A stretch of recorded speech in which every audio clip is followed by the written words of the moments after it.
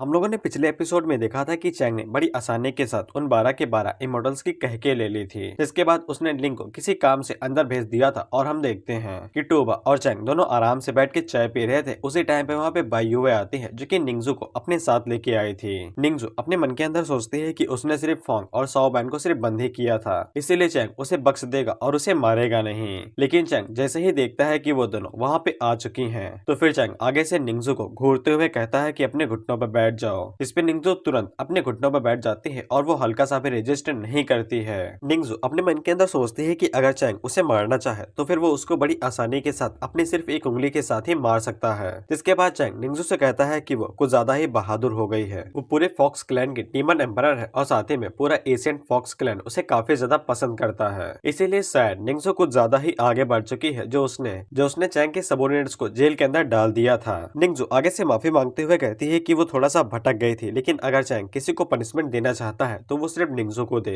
इसमें वो fox set को बीच में ना लाए, नहीं तो उससे काफी ज्यादा नुकसान हो जाएगा। लेकिन उसी टाइम पे बाई युवे आगे बढ़ती है, जो कि चैंग से कहती है कि वो चाहती है कि चैंग निंगजू और उसके फॉक्स क्लैन को कुछ भी ना करे, और उसके लिए बाई युवे कुछ भी करेगी और वो किसी भी चीज के करने के लिए राजी थी। चैंग आगे से कहता है कि अगर मैं निंगजू और फॉक्स क्लैन को छोड़ देता हूँ तो फिर तुम कुछ भी करोगे। जिसपे बाई युवे आगे से हाँ कहती है, तो फिर चैंग अपने पास से एक डंडा बाहर निकालता है और वो बाई युवे के पीछे जाके कहता है कि जरा मुझे तुम्हारी सिंसियरिटी चेक करने दो। जिसके बाद चैंग उस डंडे का इस्तेमाल करके बाई युवे को मारने लगता है। खैर चैंग का मारना और बाई युवे का चिल्लाना वो दोनों ही काफी अलग अलग थे, तुम लोग इमेज से पता लगा सकते हो, और मैं बार बार मीम का यूज नहीं करता हूँ। लेकिन निंगजू ये सब कुछ देख के दंग रह गई थी और वो अपने मन के अंदर सोचती है कि ये बहुत कमीना है, ये हमारे सेक्ट और मुझे छोड़ के जाने देने के लिए ये कुछ भी करने को राजी है और ये अपनी ताकत का पूरी तरीके से इस्तेमाल कर रहा है। इससे जितना एवल इंसान मैंने आज तक नहीं देखा है और ये प्योर इवल है। खैर उसी टाइम पे हम लोग चैंग को देखते हैं, जिसके मुंह से ठरक बहने लगी थी और उसके नाक से खून आने लगा था। और चैंग बताता है कि वो बाई युवे को मारते हुए उसकी जितनी भी मेरिडियंस है वो उनको अनलॉक कर रहा है और इसीलिए ये उसके लिए पनिशमेंट ना होके एक ट्रीट बन गई है। और बाई युवे चैंग से आगे से कहती है you can hit me harder. खैर निंगजू से बाई युवे का इस तरह से टॉर्चर नहीं देखा जाता है और वो आगे बढ़ के चैंग को मना कर देती है और कहती है कि वो बाई युवे को इस तरह से टॉर्चर ना करे। खैर चैंग इसके बाद उसे टॉर्चर करना छोड़ देता है और बाहर जाके बैठ जाता है और निंगजू से कहता है कि वो जितनी जल्दी हो सके होंग और साओबैन को छोड़ दें, नहीं तो फॉक्स क्लैन के साथ आगे क्या होगा वो उसे अच्छे से पता है। जिसके बाद चैंग अपने पास से एक इमॉर्टल फ्रूट बाहर निकालता है, जो कि वो बाई युवे को दे देता है, लेकिन हाथ दरअसल निंगजू ने फैलाया था, जिससे निंगजू काफी हैरान हो जाती है कि उसे डेविल फ्रूट नहीं मिला है। जिसके बाद निंगजू चैंग से कहती है कि अब से एशियन फॉक्स क्लैन उसको फॉलो करेगा और वो फ्यूचर में उसके खिलाफ कभी भी नहीं जाएगा। चैंग आगे से उसे घूरते हुए कहता है कि जाना भी नहीं चाहिए, नहीं तो अंजाम काफी ज्यादा बुरा होगा। जिसके बाद हम लोग देखते हैं कि वो दोनों अपने क्लैन की तरफ वापस जा रहे थे कि उसी टाइम पे बाई युवे आगे से कहती है कि अब पता नहीं उसे कब दोबारा मौका मिलेगा कि चैंग उसे पनिशमेंट देगा।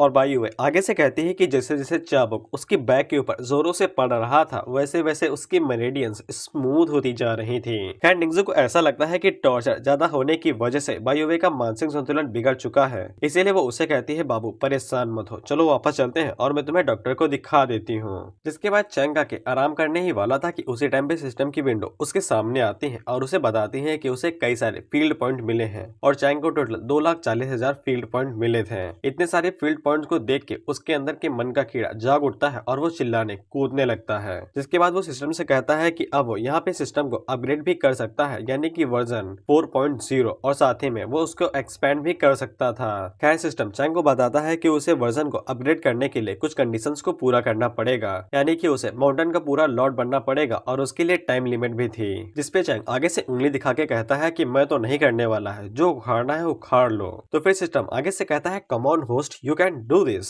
और अगर आप इसे अपग्रेड कर लेते हैं तो फिर आपको रिवॉर्ड के तौर पे सीक्रेट रियलम मिलेगी। और सीक्रेट रियलम के अंदर ऐसे कई सारे सीक्रेट टेक्निक्स, मास्टर रियलम्स और साथ ही में मिथिकल पोकेमॉन भी होंगे और चैंग उनका भर भर के यूज कर सकता है। जिसपे चैंग आगे से सिस्टम को चाटते हुए कहता है कि अगर तुम ऐसी बातें कहोगे तो फिर मैं क्यों पैसे खर्चा करने के लिए नहीं मानूंगा। जिसके बाद चैंग तुरंत अपनी फील्ड पॉइंट का इस्तेमाल करता है और वो माउंटेन का लॉर्ड बन जाता है और वो डोमेन का साइज बढ़ा देता है। लेकिन इतना सब करने के बाद वो बेचारा सदमे में चला जाता है कि उसने एक ही बार में 1,90,000 फील्ड पॉइंट को यूज कर लिया। जिसके बाद वो बाहर की तरफ देखते हुए सोचता है कि पता नहीं लिंक के साथ क्या हो रहा होगा, मैंने उसे वहां पे भेज तो दिया है। उसी टाइम पे हम लोग लिंक को देखते हैं, जो कि 9 शॉट सेक्टर के पास गई थी, अपने सेक्टर के पास, जहाँ पे वो सभी लोगों को मरा हुआ देखती है। लेकिन जब लिंक अपने फादर को को इतने बुरे हालातों में देखती है तब उसकी आंखों में आंसू आ जाते हैं और वो रोना शुरू कर देती है। लेकिन उसी टाइम पे उसके डैड उसके सामने आते हैं और उसे कहते हैं कि रोना बंद करो, हम लोग अभी तक जिंदा हैं। लेकिन लिंक आगे से पूछती है कि वो लोग जिंदा कैसे हैं, उन्हें तो इमोर्टल्स ने मार दिया था। जिसपे लिंक के फादर आगे से बताते हैं कि उनके पास एक आर्टिफैक्ट था और वो सब कुछ पूरा एक इल्यूजन था। लिंक के फादर चैंग की तारीफ करते हुए कहते हैं कि उसने एक ही बार में सभी इमोर्टल्स को मार दिया, उसकी ताकत सच में भयानक है। जिसके बाद लिंक के फादर उसे बताते हैं कि जब वो घर छोड़ के जाने वाले थे तब चैंग ने उन्हें रोक दिया था और उनसे कहा था कि इसके बावजूद भले ही वो लोग कितनी भी सावधानी बरतते हैं, इमोर्टल्स उनके ऊपर हमला करके उन्हें मार सकते हैं। इसीलिए चैंग ने अपने पास से एक आर्टिफैक्ट निकाला था जो कि इल्यूजन को क्रिएट करता है और वो इतना ज्यादा शक्तिशाली होता है कि वो आर्टिफैक्ट किसी को भी विश्वास दिला सकता है कि जो होने वाला है वो बिल्कुल सच है और जो हो रहा है वो भी बिल्कुल सच है। जिसपे लिंक रोते हुए कहती है कि मास्टर बहुत ज्यादा अच्छे हैं और वो काफी ज्यादा दयालु हैं। लिंक के फादर उसे बताते हैं कि कल्टीवेशन की दुनिया में जहाँ ताकतवर कमजोर को खा जाते हैं तो फिर उनका सेक्ट काफी ज्यादा लगी है कि उनको एक ऐसा सीनियर मिला है जो कि शक्तिशाली होने के साथ साथ काफी ज्यादा दयालु और सत्यवादी भी है।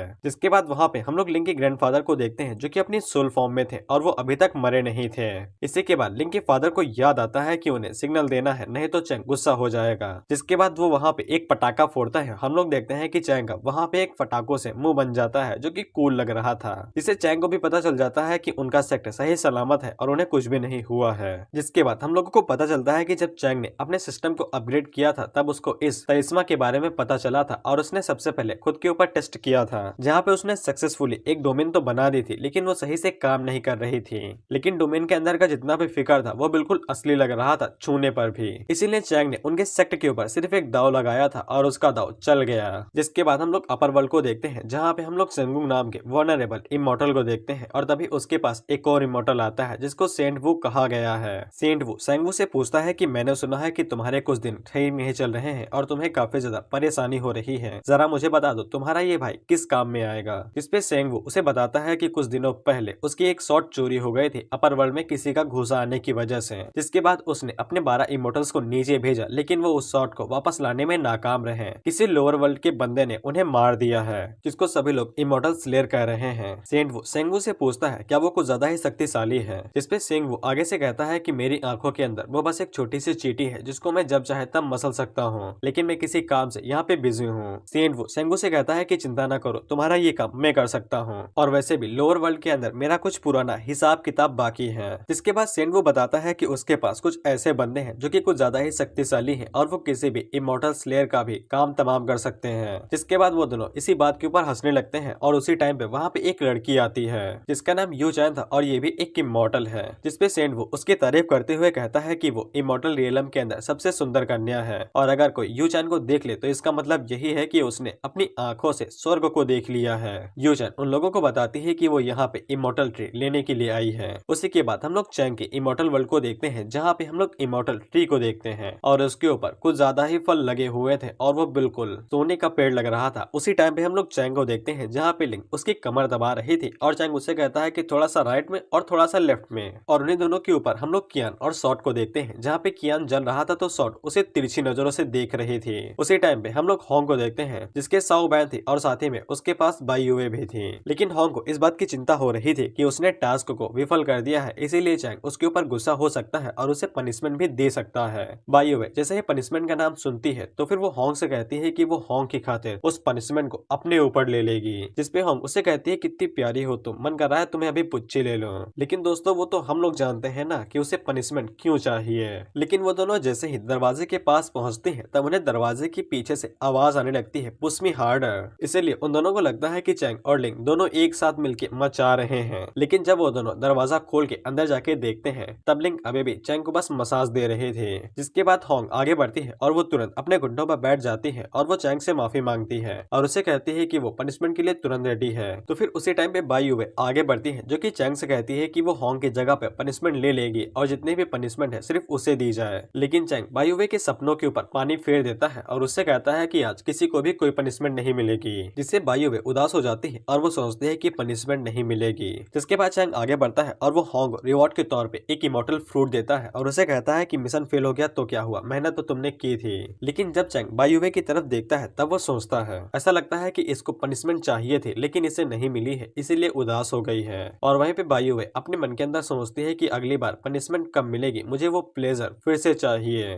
जिसके अगले सीन में हम लोग चैंग को देखते हैं और उसके पास अभी भी 50,000 पॉइंट बचे हुए थे, इसीलिए वो जल्दी से अपने पॉइंट का इस्तेमाल करता है और एक क्लोन बना लेता है और ये क्लोन कुछ ज्यादा ही शक्तिशाली था। जिसके बाद चैंग आगे बढ़ता है और उसके पास जितने भी स्किल थी सिस्टम के अंदर वो उन सभी को एक्वायर कर लेता है और खुशी के मारे उछलने लगता है। तो फिर चैंग अपने मन के अंदर सोचता है कि अब वो इतना शक्तिशाली हो चुका है कि वो किसी भी तरह की टेक्निक का इस्तेमाल कर सकता है। जिसके बाद चैंग वहाँ पे वन फिंगर यांग फिंगर टेक्निक का इस्तेमाल करता है और सामने की तरफ अपनी एक उंगली करता है तो सामने की तरफ एक बीम जाती है जो कि दीवार को तोड़ते हुए पार निकल जाती है। जिसके सोर्स जो सभी लोग काम कर रहे थे उन सभी का ध्यान भटक जाता है और चैंग अपने मन के अंदर उछलते हुए सोचता है कि अब वो किसी को भी कोई भी टेक्निक सिखा सकता है और वो साथ ही में लिंक को भी कल्टीवेशन में हेल्प कर सकता है और उसे कई सारी नई टेक्निक सिखा सकता है। इसके बाद चैंग हंसते हुए बाहर निकलता है और वो लिंक से कहता है कि उसको कई सारी मार्शल आर्ट टेक्निक सीखनी है, जिसपे लिंक आगे से कहती है कि उसे हर तरह की मार्शल आर्ट टेक्निक सीखनी है। लेकिन चैंग उसके सर के ऊपर उंगली मारते हुए कहता है कि अभी मैं तुमको सिर्फ शॉर्ट स्किल सिखाऊंगा, उसके बाद मैं तुम्हें बाकी सारी मार्शल आर्ट सिखाऊंगा। इसके बाद चैंग आगे बढ़ता है और वो लिंक को कई सारी शॉर्ट टेक्निक्स, शॉर्ट फॉर्मेशन और सब कुछ बता देता है। इसके बाद लिंक चुपचाप बैठ जाती है और वो कल्टीवेट करना शुरू कर देती है। वहीं पे वो दोनों लोमड़ी दूर से खड़ी होकर बस यही सोच रहे थे कि पता नहीं चैंग उन्हें कब इस तरह की कोई मार्शल आर्ट टेक्निक सिखाएगा।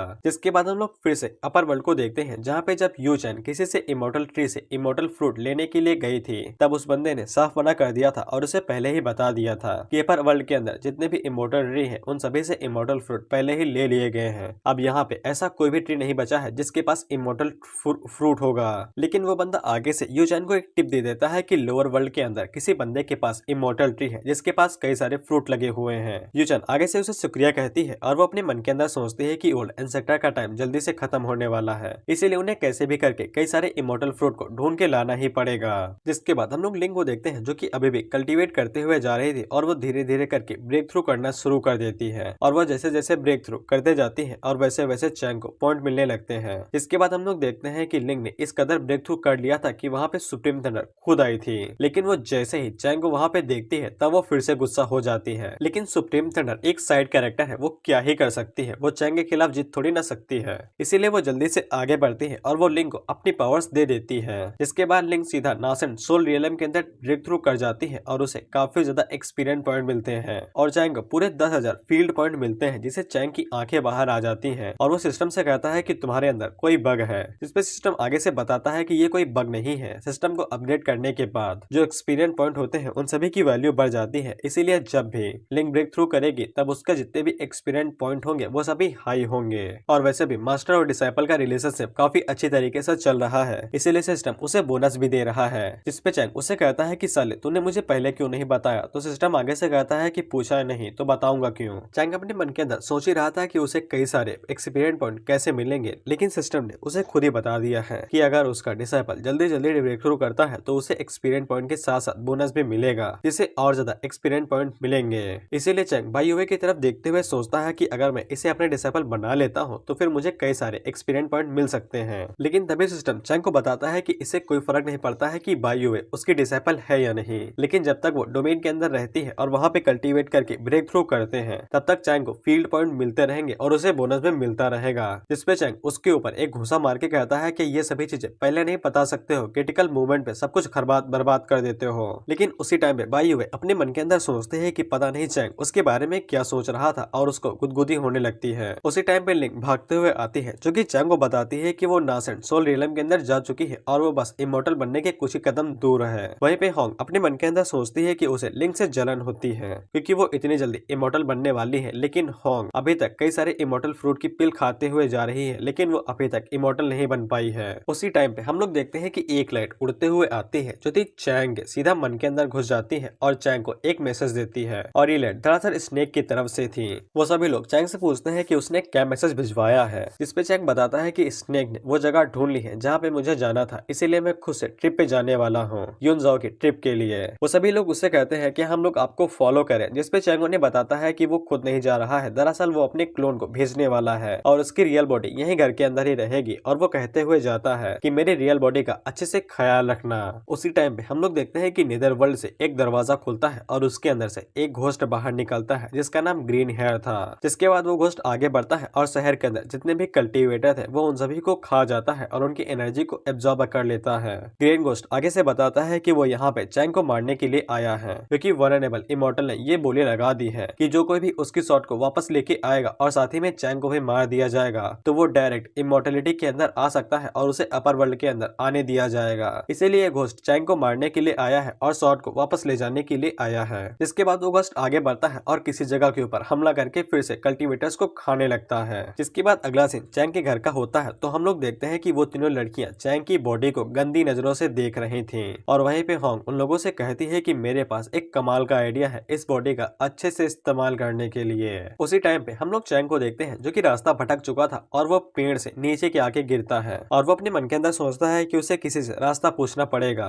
लेकिन उसी टाइम पे हम लोग देखते हैं कि वहाँ पे एक कैट डीमन आती है जो वो भी आसमान से नीचे आके गिरती है। चैंग उसको देख के काफी ज्यादा हैरान हो जाता है और सोचता है कि कैट डीमन यहाँ पे कैसे आ गई और वैसे इसका नाम मियाओ है। हम लोग देखते हैं कि उसी टाइम पे वहाँ पे मियाओ के क्लैन वाले आ जाते हैं जो कि मियाओ से कहते हैं कि शैतानी करना बंद करो, अबे की अबे शादी के लिए चलो, कई लोग तुम्हारा इंतजार कर रहे हैं। जिसपे मियाओ आगे से कहती है कि अगर शादी करने का शौक उन्हें है तो फिर वो कर ले, वो एक नोबल है, वो किसी का कहा नहीं मानेगा और कोई भी किसी टकले बंदे से शादी करना नहीं चाहेगी। उसी टाइम पे हम लोग चैंग को देखते हैं जो कि ये सभी बातें सुनना तो नहीं चाहता था लेकिन उसने जबरदस्ती सुन ली थी। इसके बाद मियाओ आगे बढ़ती है और वो अपने क्लैन वालों के ऊपर हमला कर देती है। हम लोग देखते हैं कि मियाओ उनके साथ फाइट तो कर रहे थे लेकिन वो सभी गोल्डन पीक रियलम पे थे, इसीलिए मियाओ का जीत पाना नामुमकिन था। चैंग अपने मन के अंदर सोचता है कि अगर ये हार गई तो फिर इसे टकले बंदे के साथ शादी करनी पड़ेगी। इसीलिए चैंग सोचता है कि उसे मियाओ की मदद कर देनी चाहिए, जिसके बाद वो आगे बढ़ने लगता है। उसी टाइम पे एक बंदा मियाओ के ऊपर एक जोरदार पंच मारता है तो वो पीछे हट जाती है, लेकिन उसी टाइम पे चैंग आगे बढ़ता है जो कि अपनी कल्टीवेशन का इस्तेमाल करके उन्हें डराने की कोशिश करता है और उनसे कहता है कि उस लड़की को जाने दो नहीं तो बुरा हाल कर दिया जाएगा। खैर वो सभी लोग डरते नहीं है और चैंग से कहते हैं कि ये उनका मामला है और चैंग बाहर वाला है। इसके बाद एक बंदा कहता है कि चैंग की कल्टीवेशन उनके बराबर की ही है, अगर वो सभी उसके साथ एक साथ गैंग बैंग कर देते हैं तो वो शायद जी सकते हैं। उसी टाइम पे चैंग अपनी कल्टीवेशन को बढ़ा देता है तो उसके प्रेशर की वजह से वो सभी बंदे घबरा जाते हैं और उनके मुंह से खून निकलने लगता है।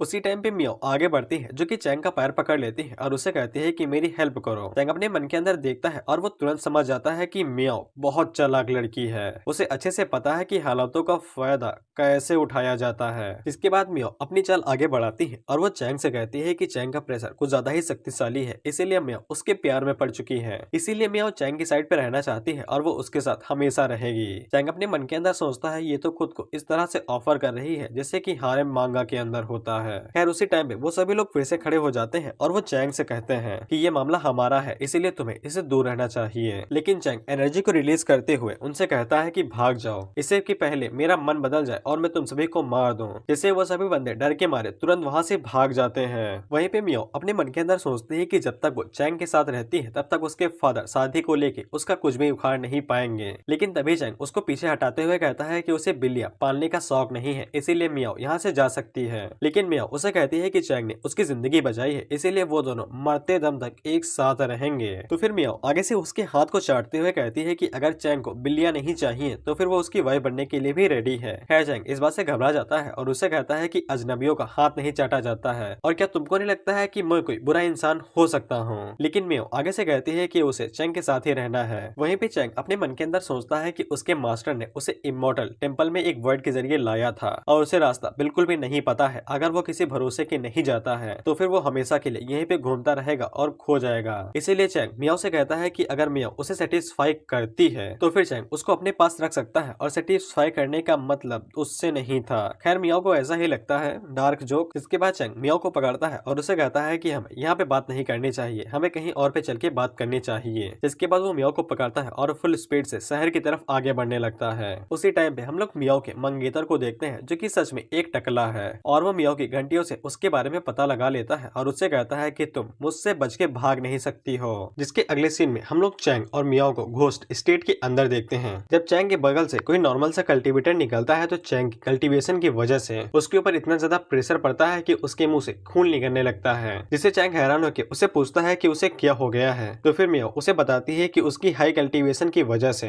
जितने भी नॉर्मल कल्टीवेटर है उनके ऊपर काफी ज्यादा जोर पड़ता है, इसलिए वो सभी बौखला जाते हैं। तो फिर चैंग अपनी कल्टीवेशन को कम लेता है और वो कल्टीवेटर तुरंत चैंग से माफी मांग के वहाँ से डर के भाग जाता है। जिसके बाद मियाओ चैंग से कहती है कि वो इस जगह को काफी अच्छे से जानती है, अगर चैंग को कहीं पे जाना है तो मियाओ उसको रास्ता बता सकती है। चैंग उसे पूछता है कि उसका पीछा वो सभी लोग क्यों कर रहे थे, जिसपे मियाओ आगे से रोते हुए बताती बताती है कि उसके फादर किसी बुद्ध के साथ उसकी शादी करवाना चाहते हैं, लेकिन मियो किसी के साथ भी ऐसे ही शादी नहीं करना चाहती है, लेकिन वो सभी उसे काफी ज्यादा फोर्स कर रहे हैं। इसीलिए वो अपनी जान बचा के इधर से उधर भागती रहती है और कई सालों तक वो घोस्ट स्टेट के अंदर ही रही है, इसीलिए वो यहाँ से काफी ज्यादा वाकिफ हो गई है। और मियो इतने ज्यादा नौटंकी करने के बाद सोचती है कि चैंग उसकी मदद जरूर करेगा, क्योंकि मियो काफी ज्यादा छोटी है और साथ ही में वो बहुत बेसहारा है। लेकिन चैंग उसी टाइम पे अपने मन के अंदर सोचता है कि इसकी मदद करना यानी मुसीबत को मोल लेना, इसीलिए मैं इसको पीछे ही छोड़ देता हूँ, ज्यादा सही रहेगा। लेकिन चैंग अपने मन के अंदर सोचता है कि इस तरह की कहानियों के अंदर हमेशा लड़की को पकड़ लिया जाता है, जिसके बाद उसकी शादी हमेशा तय किए गए दूल्हे के साथ ही होती है। लेकिन उसी टाइम पे मियो चैंग से कहती है कि चैंग ने उसकी जिंदगी बचाई है, इसीलिए मियो ने फैसला किया है कि वो चैंग की वाइफ बनेगी और चैंग को मरते दम तक उसके साथ ही रहना पड़ेगा। चैंग अपने मन के अंदर सोचता है कि ये तो कुछ ज्यादा ही सोच रही है, लेकिन उसी टाइम पे चैंग को कुछ स्पेशल एनर्जी महसूस होती है, जिसके बाद हम लोग देखते हैं कि वहाँ पे कई सारे मॉन्क आ जाते हैं जो कि उन दोनों को चारों तरफ से घेर लेते हैं, जिनके साथ मियो का फियांसे जियान किन भी था, जिससे मियो काफी ज्यादा हैरान हो जाती है और वो हमें बताती है कि जितने भी मॉन्क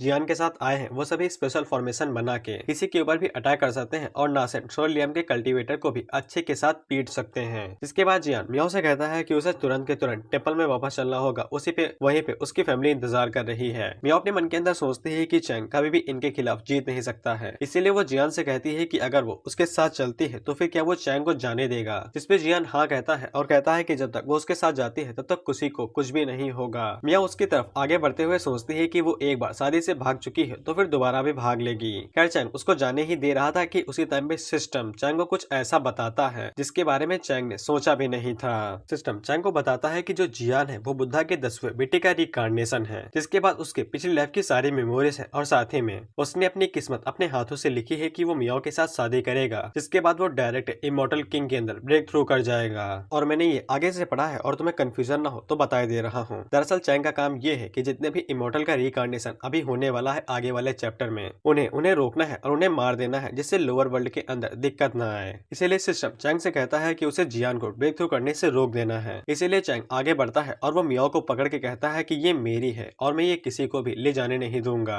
अब से ये मेरे साथ रहेगी। जिससे आसपास के जितने भी लोग थे वो सभी चैंग के ऊपर हंसने लगते हैं। जियान भी आगे से चिल्लाते हुए कहता है कि एक कीड़े की हिम्मत कैसे हुई कि वो उठ के खड़ा होना चाहता है। जिसके बाद वो अपने सारे मॉन्क को एक साथ चैंग के ऊपर अटैक करने के लिए आगे भेजता है और वो सभी फॉर्मेशन में एक साथ उसके ऊपर अटैक करने वाले थे। लेकिन चैंग आगे से मुस्कुराते हुए कहता है अच्छा। इसके बाद वो अपना पैर जमीन के ऊपर मारता है और एक ही बार में जितने भी मॉन्क उसकी तरफ आगे बढ़ रहे थे वो उन सभी को एक ही बार में खत्म कर देता है। जिससे चैंग और आसपास जितने भी लोग खड़े थे उन सभी का मुंह खुल जाता है और उनकी जबान लपलपाने लगती है। जिसके बाद जियान आगे से स्पेशल ट्रेजर का इस्तेमाल करता है और वो चैंग के ऊपर उसके साथ हमला करता है। हम देखते हैं कि एक बड़ा सा बर्तन घूमते हुए चैंग की तरफ जाता है, लेकिन चैंग उसे अपने हाथों में ही पकड़ लेता है और वो जियान से कहता है कि खाना रखने के लिए अच्छा बर्तन है। तो फिर जियान रुकने वाला कहा था, जिसके बाद वो वहाँ पे अपनी रियल बॉडी को समन करता है और बुद्धा के पाम का इस्तेमाल करते हुए चैंग के ऊपर एक जोरदार अटैक करता है। चैंग उसे कहता है कि अगर तुम ऐसी चीजों का इस्तेमाल करोगे तो फिर मुझे भी करना पड़ेगा।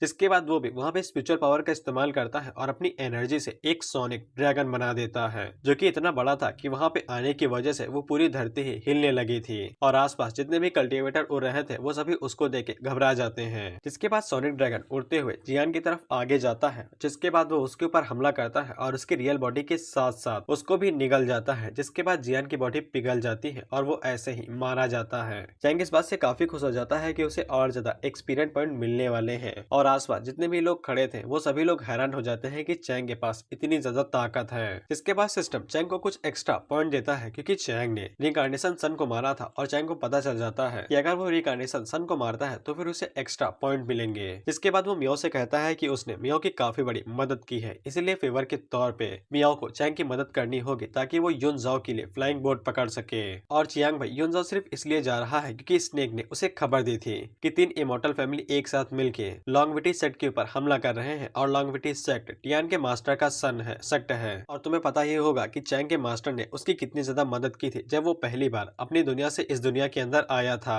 जिसके बाद मियो चैंग के ऊपर लेट जाती है और उसके साथ चलते हुए आगे बढ़ने लगती है। उसी टाइम में हम लोग चैंग की असली बॉडी का माहौल देखते हैं। तब वो दोनों कमरे से बाहर निकलती हैं और हाफते हुए कहती हैं कि चैंग कुछ ज्यादा ही कमाल का है। लिंग उन लोगों से कहती है कि अगली बारी उसकी है और वो लोग उसकी बारी काट नहीं सकते हैं, जिसपे होंग उसे कहती है कि वो लोग मास्टर को चुराएंगे नहीं, वो दोनों साथ में भी कर सकते हैं। लेकिन उसी के बाद उन तीनों को एक खतरनाक ऑरा महसूस होता है और ये ऑरा शॉर्ट सेट को भी महसूस हुआ था, जिसके बाद वो अपने सभी कल्टीवेटर्स को लेते हैं और चैंग की मदद करने के लिए आगे बढ़ने लगते हैं। जिसके बाद हम लोग निंगजू को देखते हैं और उसको भी ये ऑरा महसूस होता है और वो बताती है कि ये ऑरा इमॉर्टल के ऑरा से भी ज्यादा खतरनाक है और इसने सभी पाथरों को हिला दिया है। जिसके बाद वो भी चैंग के इमॉर्टल टेम्पल की तरफ आगे बढ़ने लगती है उसकी मदद करने के लिए। जिसके बाद हम लोग देखते हैं कि चैंग के इमॉर्टल टेम्पल के ऊपर हमला उसी ग्रीन हेयर घोस्ट ने किया था, जो कि हमें पहले दिखा था। हम देखते हैं कि वो डिमन जैसे ही टेम्पल के अंदर आता है तो लड़कियां उससे पूछती है कि वो कौन है, जिसपे वो घोस्ट उसे कहता है कि वो यहाँ पे सभी को मारने के लिए आया है। जिसके बाद वो अपनी एनर्जी से उन तीनों के ऊपर हमला करता है, जिससे वो तीनों ही काफी ज्यादा पीछे खिसक जाती हैं। लेकिन लिंक अपने पास से इमॉर्टल शॉट को बाहर निकालती है और वो अटैक को ब्लॉक करते हुए और घोस्ट से कहती है कि वो अपने गंदे मुंह से चैंग का नाम ले।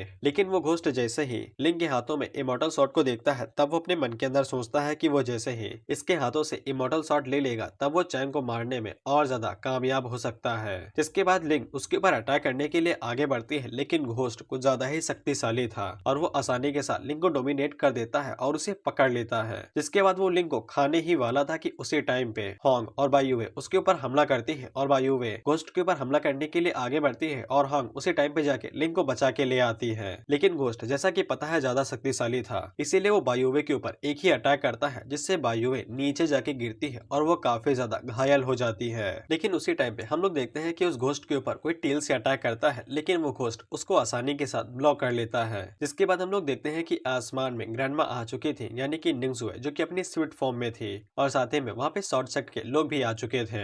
लिंगजुए उन लोगों से कहती है कि वो यहाँ पे उन लोगों को सपोर्ट देने के लिए आई है। उसी टाइम पे लिंग के फादर जैसे ही उस घोस्ट को देखते हैं तब उन्हें एक ही झटके में पता लग जाता है कि ये घोस्ट हेल से आया है, ये कोई नॉर्मल घोस्ट नहीं है, ये घोस्ट का भी घोस्ट है। इसके बाद निंगजू लिंग के फादर से कहती है कि वो उसे सपोर्ट करे और वो दोनों मिलके उस घोस्ट के ऊपर एक साथ हमला करेंगे। जिसके बाद वो दोनों अटैक करने के लिए घोस्ट के ऊपर आगे बढ़ने लगते हैं। वही भी घोस्ट अपने मन के अंदर सोचता है कि चैंग उसे डर गया है, इसीलिए वो छोटे मोटे चींटों को आगे भेज रहा है उसे लड़ने के लिए। लेकिन वो इस बात से और भी ज्यादा खुश था क्योंकि वो इन सभी को खा के इमॉर्टल पहले ही जा सकता है। जिसके बाद वो चैंग का भी खेल आसानी के साथ खत्म कर देगा। जिसके बाद वो घोस्ट बस वहाँ पे अपनी एनर्जी को रिलीज करता है तो फिर उसका धमाका इतना ज्यादा था कि सभी लोग घायल हो जाते हैं और पीछे जाके गिरते हैं और उन सभी के मुंह से खून आने लगता है। जिसके बाद निंगजू अपने मन के अंदर सोचती है कि यहाँ पे सिर्फ हाई लेवल के एंजल्स ही होते हैं जो कि नियम को सरपास कर पाते हैं। नियम से यहाँ पे मतलब पावर लेवल है, लेकिन लोअर वर्ल्ड के नीचे सिर्फ इमॉर्टल स्लेयर ही होता है जो कि नियम को सरपास कर पाता है। इसीलिए बेशक घोस्ट इमॉर्टल स्लेयर के सेम लेवल पे था। जिसके बाद हम लोगों को अपर रियलम के पावर लेवल दिखाए जाते हैं कि कौन सबसे ज्यादा ताकतवर होता है। सबसे पहले आता है ह्यूमन रियलम इमॉर्टल और आखिर में आता है वर्ल्ड ऑफ इमॉर्टल। और ये चाल तुम लोग देख सकते हो, लेकिन मैं नहीं पढ़ने वाला। जिसके बाद वो घोस्ट आगे बढ़ता है और वो बायुवे को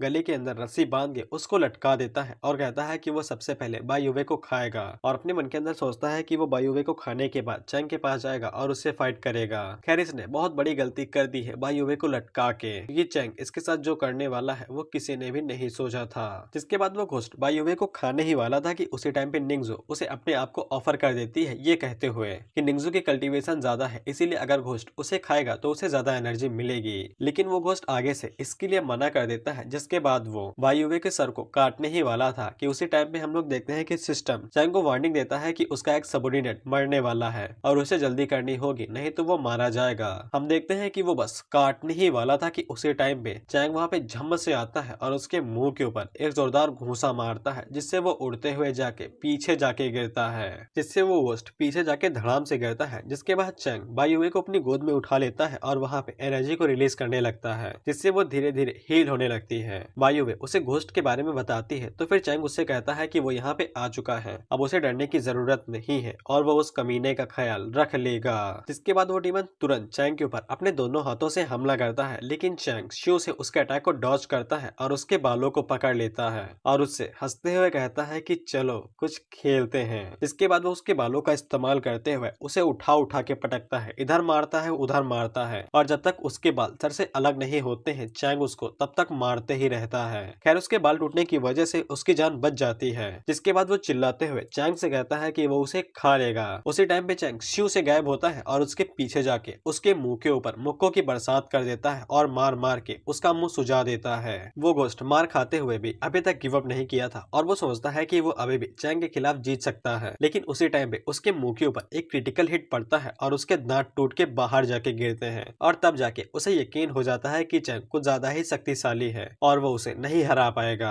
जिसके बाद चैंग उसके ऊपर एक जोरदार घूसा मारता है जिससे वो डीमन जमीन को तोड़ते हुए जाके नीचे घुस जाता है। वो सभी लोग सोचते हैं कि चैंग तो उसके साथ बच्चों की तरह खेल रहा है। जिसके बाद चैंग सोचता है कि चलो कुछ नया किया जाए। जिसके बाद वो अपने इमोर्टल वर्ल्ड के अंदर जितने भी एल्जियर थे उन सभी को कंट्रोल करते हुए उस डीमन को खिलाने लगता है और चैंग उसे कहता है कि तुम्हें खाना काफी ज्यादा पसंद है ना, चलो आज मैं तुम्हें खिलाता हूँ, देखता हूँ कि तुम कितना खा सकते हो। इसके बाद चैंग उसे एल्जियर खिलाते रहता है और वो अपने मन के अंदर सोचता है कि उसे पॉइंट की काफी ज्यादा जरूरत थी और घोस्ट उसके सामने खुद ही आ गया। इसके बाद वो एल्जियर का इस्तेमाल इसलिए कर रहा था क्योंकि सुप्रीम थंडर अभी इस समय नाराज है तो वो नीचे नहीं आ रही है और चैंग को ये टेस्ट भी करना था कि अगर वो एल्जियर से किसी की कल्टीवेशन को बढ़ाता है तो क्या सिस्टम उसे रिकॉग्नाइज करेगा। लेकिन वो घोस्ट इस बात से और ज्यादा खुश हो जाता है कि चैंग उसको और ताकतवर बना रहा है। उसी के बाद हम लोग देखते हैं कि वहाँ पे सुप्रीम थंडर भी आ जाती है और चैंग ने इसे जबरदस्ती बुलाया है और वो सभी लोग सोच ही रहे थे कि चैंग उस डीमन के कल्टीवेशन को क्यों बढ़ा रहा है। सुप्रीम थंडर जैसे ही घोस्ट के ऊपर पड़ती है तब वो अपनी इमोर्टल स्टेज के अंदर आ जाता है। जिसके बाद सुप्रीम थंडर भी उसे पावर देने लगती है। लेकिन वो घोस्ट इस बात से हैरान हो जाता है कि अब उसकी कल्टीवेशन बढ़ना रुक क्यों गई है। वो जैसे ही इमोर्टल की 9th स्टेज पे आता है तब वो इवॉल्व करना रोक देता है और उसका पेट पावर की वजह से धीरे धीरे करके बढ़ने लगता है।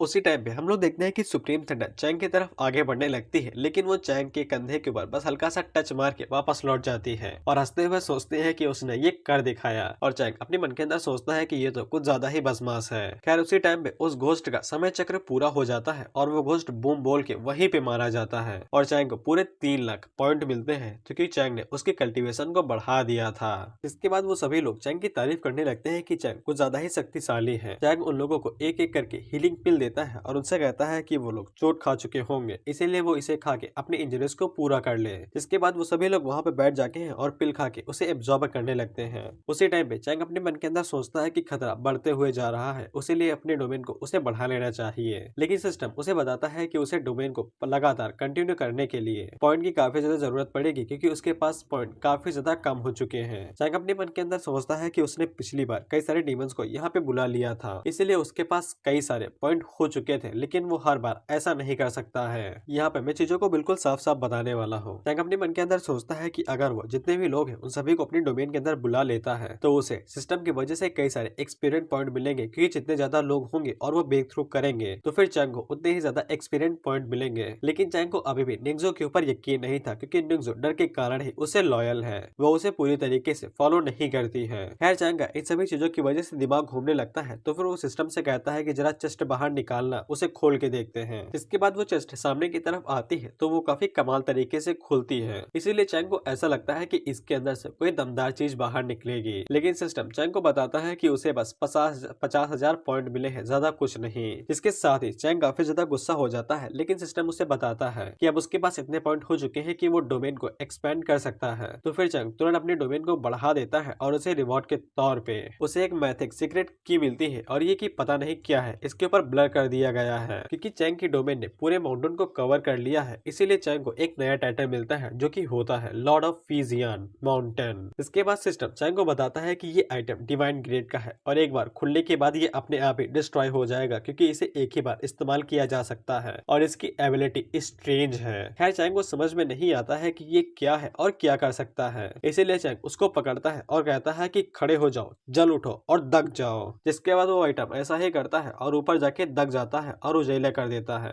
और मेरे हिसाब से हेंटा एक्सपीरियंस बता रहा है कि ये उत्तेजित कर देने वाला यंत्र है। इसके बाद सिस्टम चैंग को ये भी बता देता है कि नया वर्जन आ गया है तो चैंग उसको तुरंत अपडेट कर देता है और इसमें उसे एक नई स्किल मिली थी जिसका नाम था फुल स्कोर और ये भाई स्किल बहुत ज्यादा अजीब है और चैंग को भी कुछ ज्यादा ही अजीब लगती है लेकिन मैं तुम्हें इसका इस्तेमाल बता देता हूँ आगे के चैप्टर से। चैंग इस स्किल की मदद से फ्यूचर देख सकता है या फिर प्रेडिक्ट कर सकता है। इसके बाद चैंग उन सभी लोगों को इकट्ठा करता है और उन लोगों से कहता है कि वो सभी लोग अपने अपने लोगों को चैंग की डोमेन के अंदर लेके आ सकते हैं और यहाँ की जितनी भी चीजें हैं उन सभी का इस्तेमाल कर सकते हैं कल्टीवेशन को बढ़ाने और ब्रेक थ्रू करने के लिए। लेकिन चैंग उन दोनों को ही याद दिलाता है कि वो लोग सिर्फ उन्हीं बंदों को ला सकते हैं जिनके ऊपर उन्हें पूरा यकीन हो और वो चाहे जैसे भी दिखते हो, चाहे काने हो या फिर लंगड़े हो, वो आ सकते हैं, लेकिन वो लोग गद्दारी करवे ये वाले नहीं होने चाहिए, नहीं तो चैंग उन्हें मार देगा। जिसके बाद हम लोग देखते हैं कि काफी सारे डीमंस ने आके चैंग की डोमेन के अंदर अपना घर बसा लिया था और वहाँ पे रहने लगी थी। और जितनी भी डीमन गर्ल थी वो सभी अपने मन के अंदर बस यही सोच रही थी कि चैंग कब उन्हें अपना सीनियर मान लेगा। उसी टाइम पे हम लोग चैंग को देखते हैं जो कि मस्त लेटा हुआ था और उसे धड़ाधड़ एक्सपीरियंस पॉइंट मिलते हुए जा रहे थे, वो भी सिर्फ उसके जूनियर्स के ब्रेक थ्रू करने की वजह से। और उसे काफी सारे एक्सपीरियंस पॉइंट भी मिल रहे थे और साथ ही में बोनस भी मिल रहा था। इसके बाद चैंग अपने मन के अंदर सोचता है कि पता नहीं मेरा क्लोन अभी क्या कर रहा होगा। इसके बाद चैंग की नींद लग जाती है और वो फिर से वहाँ पे सो जाता है। तभी वो तीनों लड़कियां वहाँ पे आती है और कहती है कि मास्टर फिर से चले गए हैं, चलो हम लोग बारी बारी से अपना काम शुरू करते हैं। उसी टाइम पे हम लोग डोपलगैंगर को देखते हैं, यानी क्लोन को, और जब उसकी नींद खुलती है तब उसके सामने 3 लड़कियां खड़ी थी। दोस्तों मैं तुम लोगों को बता देता हूँ कि यहाँ से एक नया आर्क शुरू होने वाला है जिसका नाम है क्योसो इवेंट, और जितनी भी चीजें अब यहाँ से होने वाली है वो सभी क्योसो इवेंट के अंदर ही होंगी, इसीलिए मैं बार बार क्योसो नाम नहीं लूंगा। हम देखते हैं कि चैंग को कुछ लड़कियां घोड़ा गाड़ी पे बैठा के अपने साथ लेके जा रही थी और उसे कहती है कि हे हैंडसम अब तुम बिकने वाले हो, जिससे चैंग अपने मन के अंदर सोचता है कि म्याओ ने उसे बेच दिया है। इसके बाद जब चैंग दीवार के पार जाता है तब उसे पता चलता है कि दीवार के अंदर एक एरेना बिछा हुआ है जहाँ पे लड़कियां फाइट कर रही हैं। और दोस्तों ये सारी लड़कियां एक ही सेक्टर से आती हैं जिसका नाम है हेवनली फ्रेग्रेंस सेक्टर, और इस सेक्टर के अंदर सभी लड़कियां होती हैं और इनका एक ही प्रिंसिपल है जो कि बिहार की तरह है कि जब भी कोई अच्छा दूल्हा दिखे तो उसे किडनैप कर लो, भले ही चाहे इसके लिए नियम को ही क्यों न तोड़ना पड़े। और जो भी लड़कियां एरेना के अंदर इस फाइट को जीतेंगी उन्हें मौका मिलेगा कि वो अपने हिसाब से दूल्हे को चुन सकती हैं शादी करने के लिए। जिसके बाद 2 लड़कियां उड़ते हुए आती हैं और वो चैंग को कटघरे के अंदर डाल देती हैं और जाते हुए कहती हैं कि वेट करो, अभी तुम्हारी दुल्हन तुम्हें लेने के लिए आ रही है। चैंग खड़ा होकर अपने अगल बगल में देखता है तो फिर वहाँ पे 2 बंदे और खड़े थे। चैंग के बगल में जो लड़का खड़ा था वो चैंग को हल्के में लेता है और उसकी बेइज्जती करने लगता है, लेकिन चैंग तुरंत अपनी रस्सियों को खोलता है और हाथ को घसीटते हुए कहता है कि हाँ तुम क्या कह रहे थे, जिसपे उस बंदे की फट जाती है और वो आगे से चैंग को अपना भाई मारने लगता है। जिसके बाद उसके बगल में जो लड़का खड़ा था वो चैंग को माहौल के बारे में बता देता है कि यहाँ पे जो लड़कियां हैं वो सभी फाइट इसलिए कर रही है कि लड़का किसको मिलेगा, और इन सभी लड़कियों को जैसे ही कोई हाई क्वालिटी वाला मैन मिलता है तो ये तुरंत उठा लेती है। जिसके बाद यहाँ पे फाइट की जाती है और जो भी लड़की जीतती है तो उसे मौका मिलता है कि वो अपना पति चुन सकती है। वो बंदा चैंग को आगे बताता है कि सेक्टर के अंदर काफी सारी खूबसूरत लड़कियां हैं जो कि हमारे लिए जन्नत तो बन सकती है, लेकिन यहाँ पे कुछ ऐसे कल्टीवेटर्स भी हैं जो कि कुछ ज्यादा ही दमदार हैं। जिसके बाद हम लोग देखते हैं कि एरिना के अंदर कुछ ज्यादा ही तगड़ी लड़की आती है और वो बंदा आगे से कहता है कि अगर ये मैच जीत जाती है तो मैं शादी करने से ज्यादा अच्छा मरना पसंद करूंगा। उसी टाइम पे हम लोग मियाओ को देखते हैं क्योंकि उसने चैंग को बेचा नहीं था, दरअसल उन लोगों ने उसे किडनैप कर लिया था। मियाओ भी वहाँ पे फाइट कर रही थी चैंग को बचाने के लिए, लेकिन वो अगली लेडी उसके ऊपर एक ही किक मारती है और वो उड़ते हुए अलविदा हो जाती है। चैंग अपने मन के अंदर सोचता है कि चलो कम से कम इसने बेचा तो नहीं था। जिसके बाद चैंग सोचता है कि मुझे यहाँ से तुरंत खिसक लेना चाहिए, लेकिन तभी उसकी नजर एक लड़के के ऊपर पड़ती है जो कि दिखने में ब्यूटीफुल थी और इसका नाम है जियांग जुआनचू, और ये नासन सो रियलम की सेकंड फॉर्म पे है। और जुआनचू को देखने के बाद चैंग का दिल मचल जाता है और उसे अचानक से न जाने का मन करने लगता है। जिसके बाद अनाउंसर स्टेज के ऊपर आती है और वो बताती है कि यहाँ पे फाइट को शुरू करने वाला है और जो भी मैच को जीतेगा उसे मौका मिलेगा कि वो अपने लिए दूल्हा चेक कर सकता है और उसे चुन सकता है। जिसपे वो तीनों हंसते हुए कहते हैं कि अब हमारी किस्मत कुछ लड़कियों के ग्रुप के ऊपर है, लेकिन तभी अनाउंसर आगे से बताती है कि जो भी कल्टीवेटर जीतेगी उसे ये मौका मिलेगा कि वो मर्द को चेक भी कर सकती है कि उसे चाहिए या नहीं। जिससे वो तीनों ही चुपचाप हो जाते हैं और अपने अपने मन के अंदर सोचने लगते हैं कि अगर अगली लड़की ने चूज किया और अगर वो जीत गई तो फिर वो दोनों मर जाएंगे, अगर जुआनचू ने उसे चूज किया तो फिर वो दोनों उसके साथ शादी कर लेंगे। और वहीं पे चैंग अपने मन के अंदर सोच रहा था कि अगर मोटी लड़की जीत गई तो यहाँ से वो तुरंत भाग जाएगा इन दोनों को बकरा बना के, अगर जुआनचू जीत जाती है तो फिर वो इन दोनों को मार देगा ताकि जुआनचू सिर्फ उसे चूज करे। इसके बाद वहाँ पे फाइट शुरू हो जाती है और जब जुआनचू कई सारी लड़कियों को पीट के आगे बढ़ने लगती है तो वो तीनों खुशी के मारे गाने लगते हैं। लेकिन जैसे ही मोटी लड़की वहाँ पे फाइट में आती है और वो मारना शुरू कर देती है लड़कियों तो वो तीनों ही रोने लगते हैं क्योंकि भाई यहाँ पे इज्जत का सवाल है कि कौन किसके पास जाने वाला है। खैर उसी के बाद वहाँ पे कुछ पुराने दूल्हे आते हैं जो कि उन तीनों से कहते हैं कि उन्हें नहीं पता है कि सेक्टर मास्टर कितनी ज्यादा अच्छी है, अगर वो उनमें से किसी एक को चुनते हैं तो फिर उसकी जिंदगी काफी ज्यादा अच्छी हो जाएगी। और भाई सेक्टर मास्टर अभी वही मोटी लड़की है जो कि अभी जुआनचू के साथ फाइट कर रही है। जिसके बाद वो मोटी लड़की आगे से अपने चक्र का इस्तेमाल करते हुए जुआनचू के ऊपर हमला करती है, तो फिर जुआनचू भी आगे से अपनी मार्शल आर्ट टेक्निक का इस्तेमाल करती है और वो आगे से वाटर अटैक करती है। हम देखते हैं कि जुआनचू के वाटर अटैक ने उस मोटी लड़की को अपने अंदर घेर लिया था और सभी लोगों की नजरें इसी बात के ऊपर थी कि कौन जीतने वाला है। जिसके बाद हम लोग देखते हैं कि वो मोटी लड़की आके नीचे गिरती है और जुआनचू इस मैच को जीत जाती है। इसके बाद जुआनचू को मौका दिया जाता है कि वो किसे चूज करना चाहती है और उसको क्योसो इवेंट के लिए आगे भेज दिया जाता है। जुआनचू आगे बढ़ती है और वो राइट वाले बंदे को सबसे पहले चूज करती है, जिससे उसका दिल मचलने लगता है और वो खुशी के मारे बावरा सा हो जाता है। लेकिन उसी टाइम पे जुआनचू फिर से अपना ऑप्शन चेंज करती है और वो चैंग की तरफ इशारा करते हुए कहती है कि मैं इसे अपने हस्बैंड के तौर पे चुनती हूँ, जिससे उस बंदे के बेचारे के अरमा आंसुओं में बह जाते हैं और वो टूट के बिखर जाता है। इसके बाद वो सभी लड़कियां चैंग को उठा लेती हैं और उससे कहते हैं कि तुम काफी ज्यादा लकी हो, जिसके अगले सीन में हम लोग देखते हैं कि चैंग को सुहाग रात के लिए रेडी करके घर के अंदर बिठा दिया गया था। चैंग अपनी सुहाग रात के टाइम पे बस यही सोच रहा था कि वो पिछले 20 सालों से वर्जिन है और उसे ऐसा चमत्कारी मौका अब जाके मिला है, तो मिला है वो भी उसके क्लोन को। खैर चैंग बस इतना ही कर सकता है कि वो तुरंत यहाँ से भाग जाए, जिससे वो अपनी अमानत बचा सकता है क्लोन की, अपनी नहीं। खैर उसी टाइम पे सिस्टम चैंग को बताता है कि स्किल की वजह से उसे कुछ खतरनाक चीज मिली है, जिसके बाद हमें वहाँ पे जुआनचू की थोड़ी सी लाइफ बताई जाती है कि फ्यूचर में उसके साथ क्या होने वाला है अगर चैंग यहाँ से अभी के अभी भाग जाता है। जिसके बाद हमें जुआनचू का फ्यूचर दिखाया जाता है और मैं बिल्कुल शॉर्ट में बताऊंगा। जुआनचू की फैमिली मर रही है और उसे बस एक ही तरीका पता है कि वो कैसे अपनी फैमिली को फिर से जिंदा कर सकती है, कि उसे इवेंट के अंदर फर्स्ट प्राइज मिलेगा, जिससे ही वो अपनी फैमिली को रिवाइव कर सकेगी। लेकिन जैसे ही वो लोग युनजाओ की तरफ जा रहे होंगे तब उनके ऊपर इवल कल्टीवेटर हमला कर देंगे, जिसमें कई सारे लोग मारे जाएंगे। लेकिन जुआनचू वहाँ से बच के भाग जाएगी, जिसके बाद वो क्योसो इवेंट के अंदर हिस्सा लेगी। लेकिन इवेंट के अंदर वो ज्यादा अच्छा से परफॉर्म नहीं कर पाएगी, जिसके बाद उसकी मुलाकात उसके मरे हुए फादर की फैमिली के बेटे से होगी, जो उसके साथ वो जुड़ जाएगा। लेकिन वो बंदा काफी ज्यादा कमीना था, जिसके बाद वो जुआनचू का फायदा उठाएगा और उसे मरने के लिए छोड़ देगा। इसके बाद कुछ लोग आएंगे जो कि जुआनचू को पकड़ लेंगे और उन्हें युनजाओ लॉर्ड को एक स्लेव की तरह बेच देंगे। जिसके बाद जुआनचू का इस्तेमाल एक क्यूबिन की तरह किया जाएगा, जिसको हर दिन बेइज्जती और टॉर्चर सहना पड़ेगा और आखिर में जुआनचू ये सब सह नहीं पाएगी, जिसके बाद वो सुसाइड करके ऐसे ही मारी जाएगी। लेकिन उसकी बॉडी को भी दफनाया नहीं जाएगा, उसे पहाड़ों पे फेंक दिया जाएगा, जिसके बाद भेड़िया आके उसे नोच के खाएंगे। जिससे चैंग को समझ में आ जाता है कि ये सिस्टम के नए वर्जन का अपग्रेड है और ये उसका फल है, और चैंग को यकीन हो जाता है कि ये जुआनचू का फ्यूचर होने वाला है अगर वो उसके साथ न टकराता। इसके बाद सिस्टम चैंग को कुछ 3 तरह के टास्क देता है, जिसमें से पहला मिशन ये था कि उसे जुआनचू के साथ रहना है और उसकी जिंदगी को ठीक करना है। तीसरा मिशन ये था कि उसे युनजाओ का नया लॉर्ड बनना है, और चैंग इन तीनों ही मिशन को पूरा करने वाला है, इसीलिए डिटेल में जाने की जरूरत नहीं है। लेकिन अगर चैंग इनमें से कोई भी टास्क पूरा नहीं कर पाता है तो उसे पेनल्टी के तौर पे अपने पॉइंट्स को गंवाना पड़ेगा, जिसपे चैंग काफी ज्यादा गुस्सा हो जाता है और वो सिस्टम से कहता है कि उसने बेफालतू में ही उसे इस तरह के काम दे दिए हैं। जिसके बाद चैंग बिस्तर के ऊपर लेट जाता है और वो जुनचाओ का आने का वेट करने लगता है। लेकिन जुआनचू वहाँ पे आते नहीं है और चैंग की जब नींद खुलती है तब वो काफी ज्यादा हैरान हो जाता है। इसके बाद जब वो दरवाजा खोल के बाहर जाता है तब कई सारी लड़कियां उसका इंतजार कर रही थी, और वो लड़कियां चैंग से कहती है कि चैंग करने के लायक नहीं है, इसीलिए सिस्टर जुआनचू वहाँ पे आई ही नहीं है। जिसपे चैंग गुस्सा होकर उन तीनों से कहता है कि मैं अभी की अभी कर सकता हूँ, यकीन नहीं है तो अंदर चलो करके दिखाता हूँ।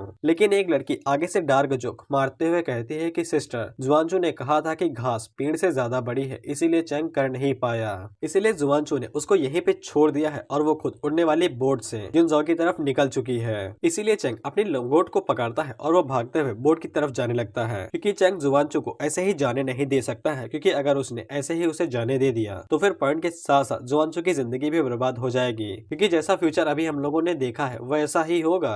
चैंग जैसे ही बोट के ऊपर चढ़ता है तब जुआनचू उसका ही वेट कर रही थी, और वो चैंग को सबसे पहले हस्बैंड कहती है, लेकिन बाद में अजनबी कहती है। चैंग उसे कहता है कि अगर वो युनजाओ जा रही है तो चैंग उसके साथ जाएगा, क्योंकि ट्रिप काफी ज्यादा लंबी है और चैंग उसकी मदद कर सकता है। लेकिन जुआनचू आगे से कहती है कि ट्रिप के दौरान उसके कई सारे साथी जा रहे हैं और साथ ही में उसकी बहनें भी, इसलिए ट्रिप आसानी के साथ जा सकती है। लेकिन जब जुआनचू आसपास देखती है तो जितनी भी सिस्टर्स थी उन सभी ने अपने अपने लोगों को अपने साथ लेके रखा था, यानी कि अपने बॉयफ्रेंड्स को। इसीलिए जुआनचू भी चैंग को अपने साथ रहने देती है और उसे कहती है कि तुम मेरे साथ ही रहना। और भाई जुआनचू अभी जो चैंग को इतना इग्नोर कर रही है ना, मैं गारंटी देता हूँ चैंग इससे बदला ले लेगा। जिसके बाद हम लोग देखते हैं कि वो लोग जाके सेट की प्रटिया से मिलती हैं, जिनका नाम सोनिंग जियांग था, और वो उन दोनों से पूछती है कि उन्हें कल रात मजा आया। जिसपे जुआनचू आगे से कहती है कि उन्हें काफी ज्यादा मजा आया और कल रात काफी ज्यादा अच्छी बीती थी, और वो आगे से कहती है कि चैंग को भी ऐसा ही लगता होगा। जिसके बाद सुन यांग उन लोगों को बताती है कि डुअल कल्टीवेशन के काफी ज्यादा फायदे होते हैं और वो लगातार करने के बाद उन्हें ये समझ में आ जाएगा। जिसके बाद वो जाते हुए खासकर चैंग की तरफ जाते हुए देखते हुए कहती है कि यहाँ पे फालतू चीजें ना हो तो ज्यादा बेहतर है, और फालतू की फाइट तो बिल्कुल भी ना हो, नहीं तो किसी की हड्डी पसली भी टूट सकती है।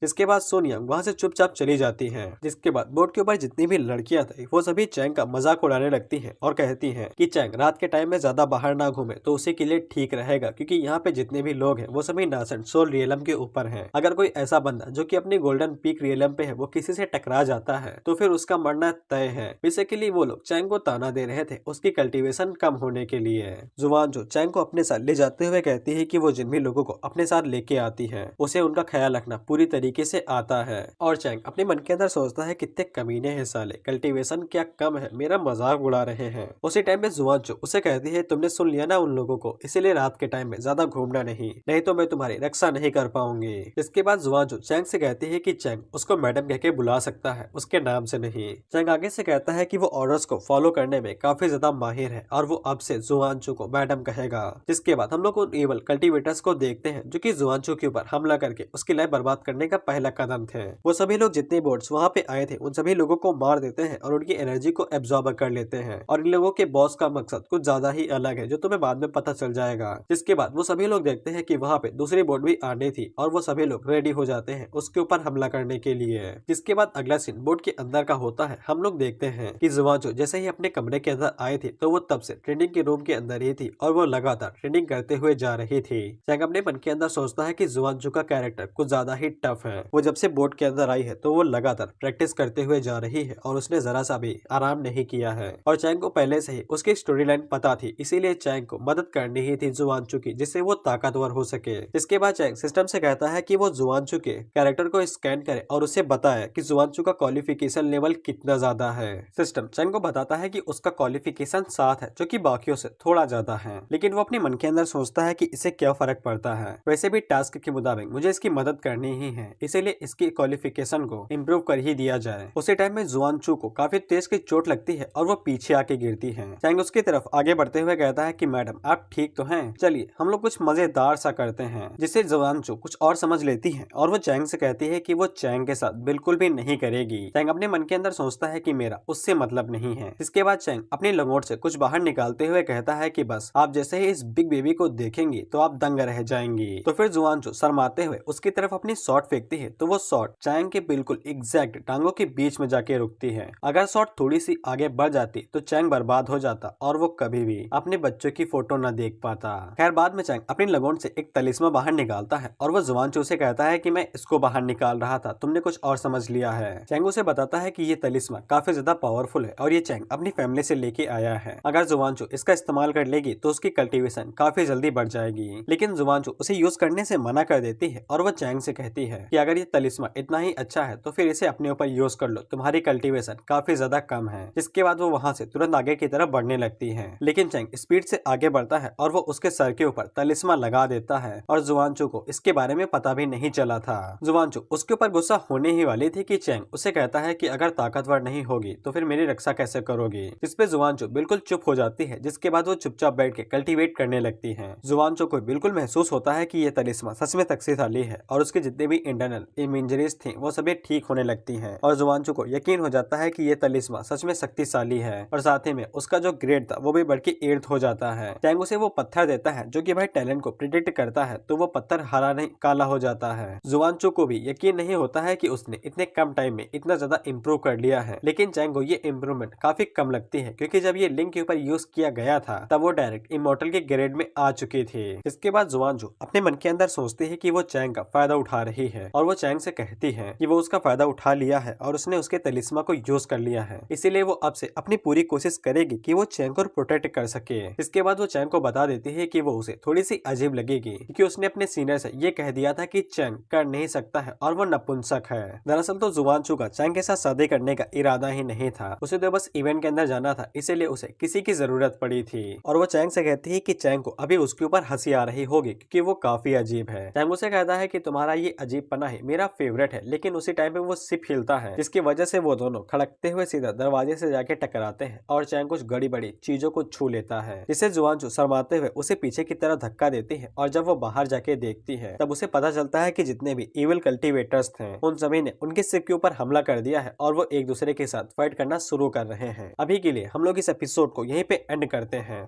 दोस्तों, हमने पिछले एपिसोड में देखा था कि उनकी शिप के ऊपर इविल कल्टीवेटर्स एक साथ हमला कर देते हैं। इसके बाद हम लोग देखते हैं कि पैट्रियार्च अपने पास से 2 गदा बाहर निकालती हैं और अपनी सिस्टर्स के साथ उन इविल कल्टीवेटर्स के साथ फाइट करना शुरू कर सकती हैं, जिनके साथ जू चुआन भी उनके साथ फाइट कर रही थी। चैंग बाहर आके देखता है, तब उसे पता चलता है कि शिप के ऊपर जितने भी कल्टीवेटर्स हैं वो सभी नासेंट सोर रियलम पे हैं। इसीलिए फ्यूचर के मुताबिक जू चुआन को तो मरना नहीं चाहिए था। इसे चैंग को पता लग जाता है कि किसी ने बाहरी काम से दखल दिया था, इसीलिए जू चुआन घायल हुए थे, जिसके बाद उसको बेच दिया गया था। जिसके बाद चैंग शिप से उतर के दूसरी जगह पे जाता है कुछ कीड़ों को मारने के लिए, जिनकी वजह से जू चुआन को तकलीफ हुई थी। चैंग जब पहाड़ों पे आके देखता है, तब उसको वहाँ पे कुछ इविल कल्टीवेटर्स का ग्रुप दिखता है, जिनमें से एक बंदा हल्का होने के लिए जाता है। तब चैंग उसके पीछे से जाता है और उसको हमेशा के लिए उसकी सारी समस्याओं से पार कर देता है। जिसके बाद चैंग उसका ओढ़ा ओढ़ लेता है और उन्हीं लोगों के साथ बैठ जाता है। उनमें से एक बंदा अपने लॉर्ड के बारे में बात कर रहा था, जो कि असुरा डेविल का रिकार्नेशन होने वाला है, और वो कह रहा था कि जैसे ही असुरा डेविल यहाँ पे रिकार्नेशन ले लेगा, जिसके बाद लोअर वर्ल्ड को तबाह कर दिया जाएगा और इसे काफी ज्यादा पैसा मिलेगा।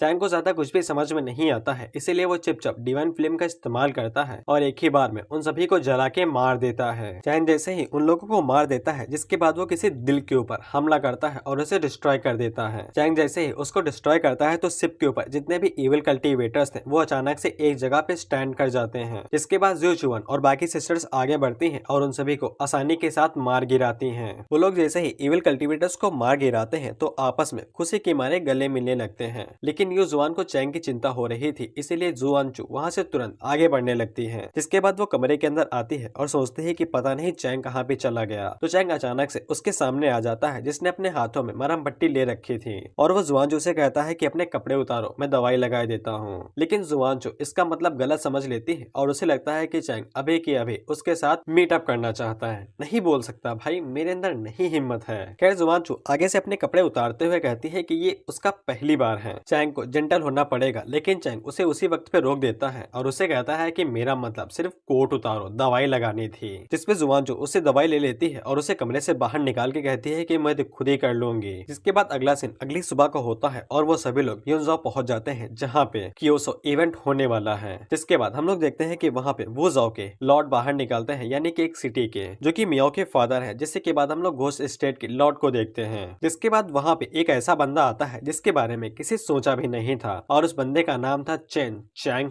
हा, जो कि फीजियान माउंटेन का लॉर्ड है, यानी कि हमारा चैंग। लेकिन असल में वो चैंग का होने का नाटक कर रहा था और वो एक डबलगैंगर था, और किसी ने भी चैंग को देखा नहीं था। इसीलिए वो बंदा इसी बात का फायदा उठाता है और सभी लोगों को बहला देता है। और इसने एक आर्टिफैक्ट का यूज किया है अपनी सेंस को लॉक करने के लिए, इसीलिए बड़ा सा बड़ा कल्टीवेटर भी इसे नहीं पहचान सकता है। और इस बंदे ने चैंग का भेसा इसलिए लिया है ताकि ये कुछ लोगों को लूट सके, और लूटने के बाद यहाँ से चुपचाप भाग जाए, क्योंकि लूटने से काफी ज्यादा पैसे मिल जाएंगे और उसे कई सारे इमोर्टल ट्रेजर भी मिल जाएंगे। लेकिन सिस्टम से कोई बच सका है क्या? सिस्टम एक ही झटके में चैंग को बता देता है कि कोई उसके नाम का इस्तेमाल कर रहा है, जिससे उसकी रेपुटेशन को डैमेज पहुंच सकता है। और चैंग गुस्से में सोचता है कि कौन है जो कि उसके नाम का यूज कर रहा है। उसी टाइम पे हम लोग देखते हैं वो सभी नकली चैंग के ऊपर फिदा हो जाती हैं और उसके ऊपर मरने लगती हैं। जो चुआन को याद आता है कि उसके पति का भी बिल्कुल सेम नाम है, उसका भी चैंग नाम है, इसीलिए उसे थोड़ा थोड़ा सा लगने लगता है कि कहीं चैंग वही चैंग तो नहीं है जिससे सब लोग डरते हैं। खैर उसी टाइम पे चैंग आगे बढ़ता है और वो नकली चैंग के पिछवाड़े पे एक लात मार के उसे कहता है कि दोस्त तुम बहुत कमीने हो, तुम सारी लड़कियों को उठाए ले रहे हो, मेरे लिए एक भी नहीं बचाओगे। जिससे आसपास जितनी भी लड़कियां खड़ी थी वो सभी हैरान हो जाती हैं, और खासकर फ्रेग्रेंस सेक्ट की जितनी भी लड़कियां थी वो सबसे ज्यादा हैरान होती हैं। जिसके बाद चैंग उस बंदे से माफी मांगते हुए कहता है कि माफ कर दो, मैंने तुम्हें अपना पुराना दोस्त समझ लिया था। नकली चैंग असली चैंग को तुरंत माफ कर देता है, क्योंकि वो भाई भीड़ के बीच में कुछ तो कर नहीं सकता है। लेकिन वो अपने मन के अंदर सोचता है कि उसे जब भी मौका मिलेगा तब वो असली चैंग के टुकड़े टुकड़े कर देगा।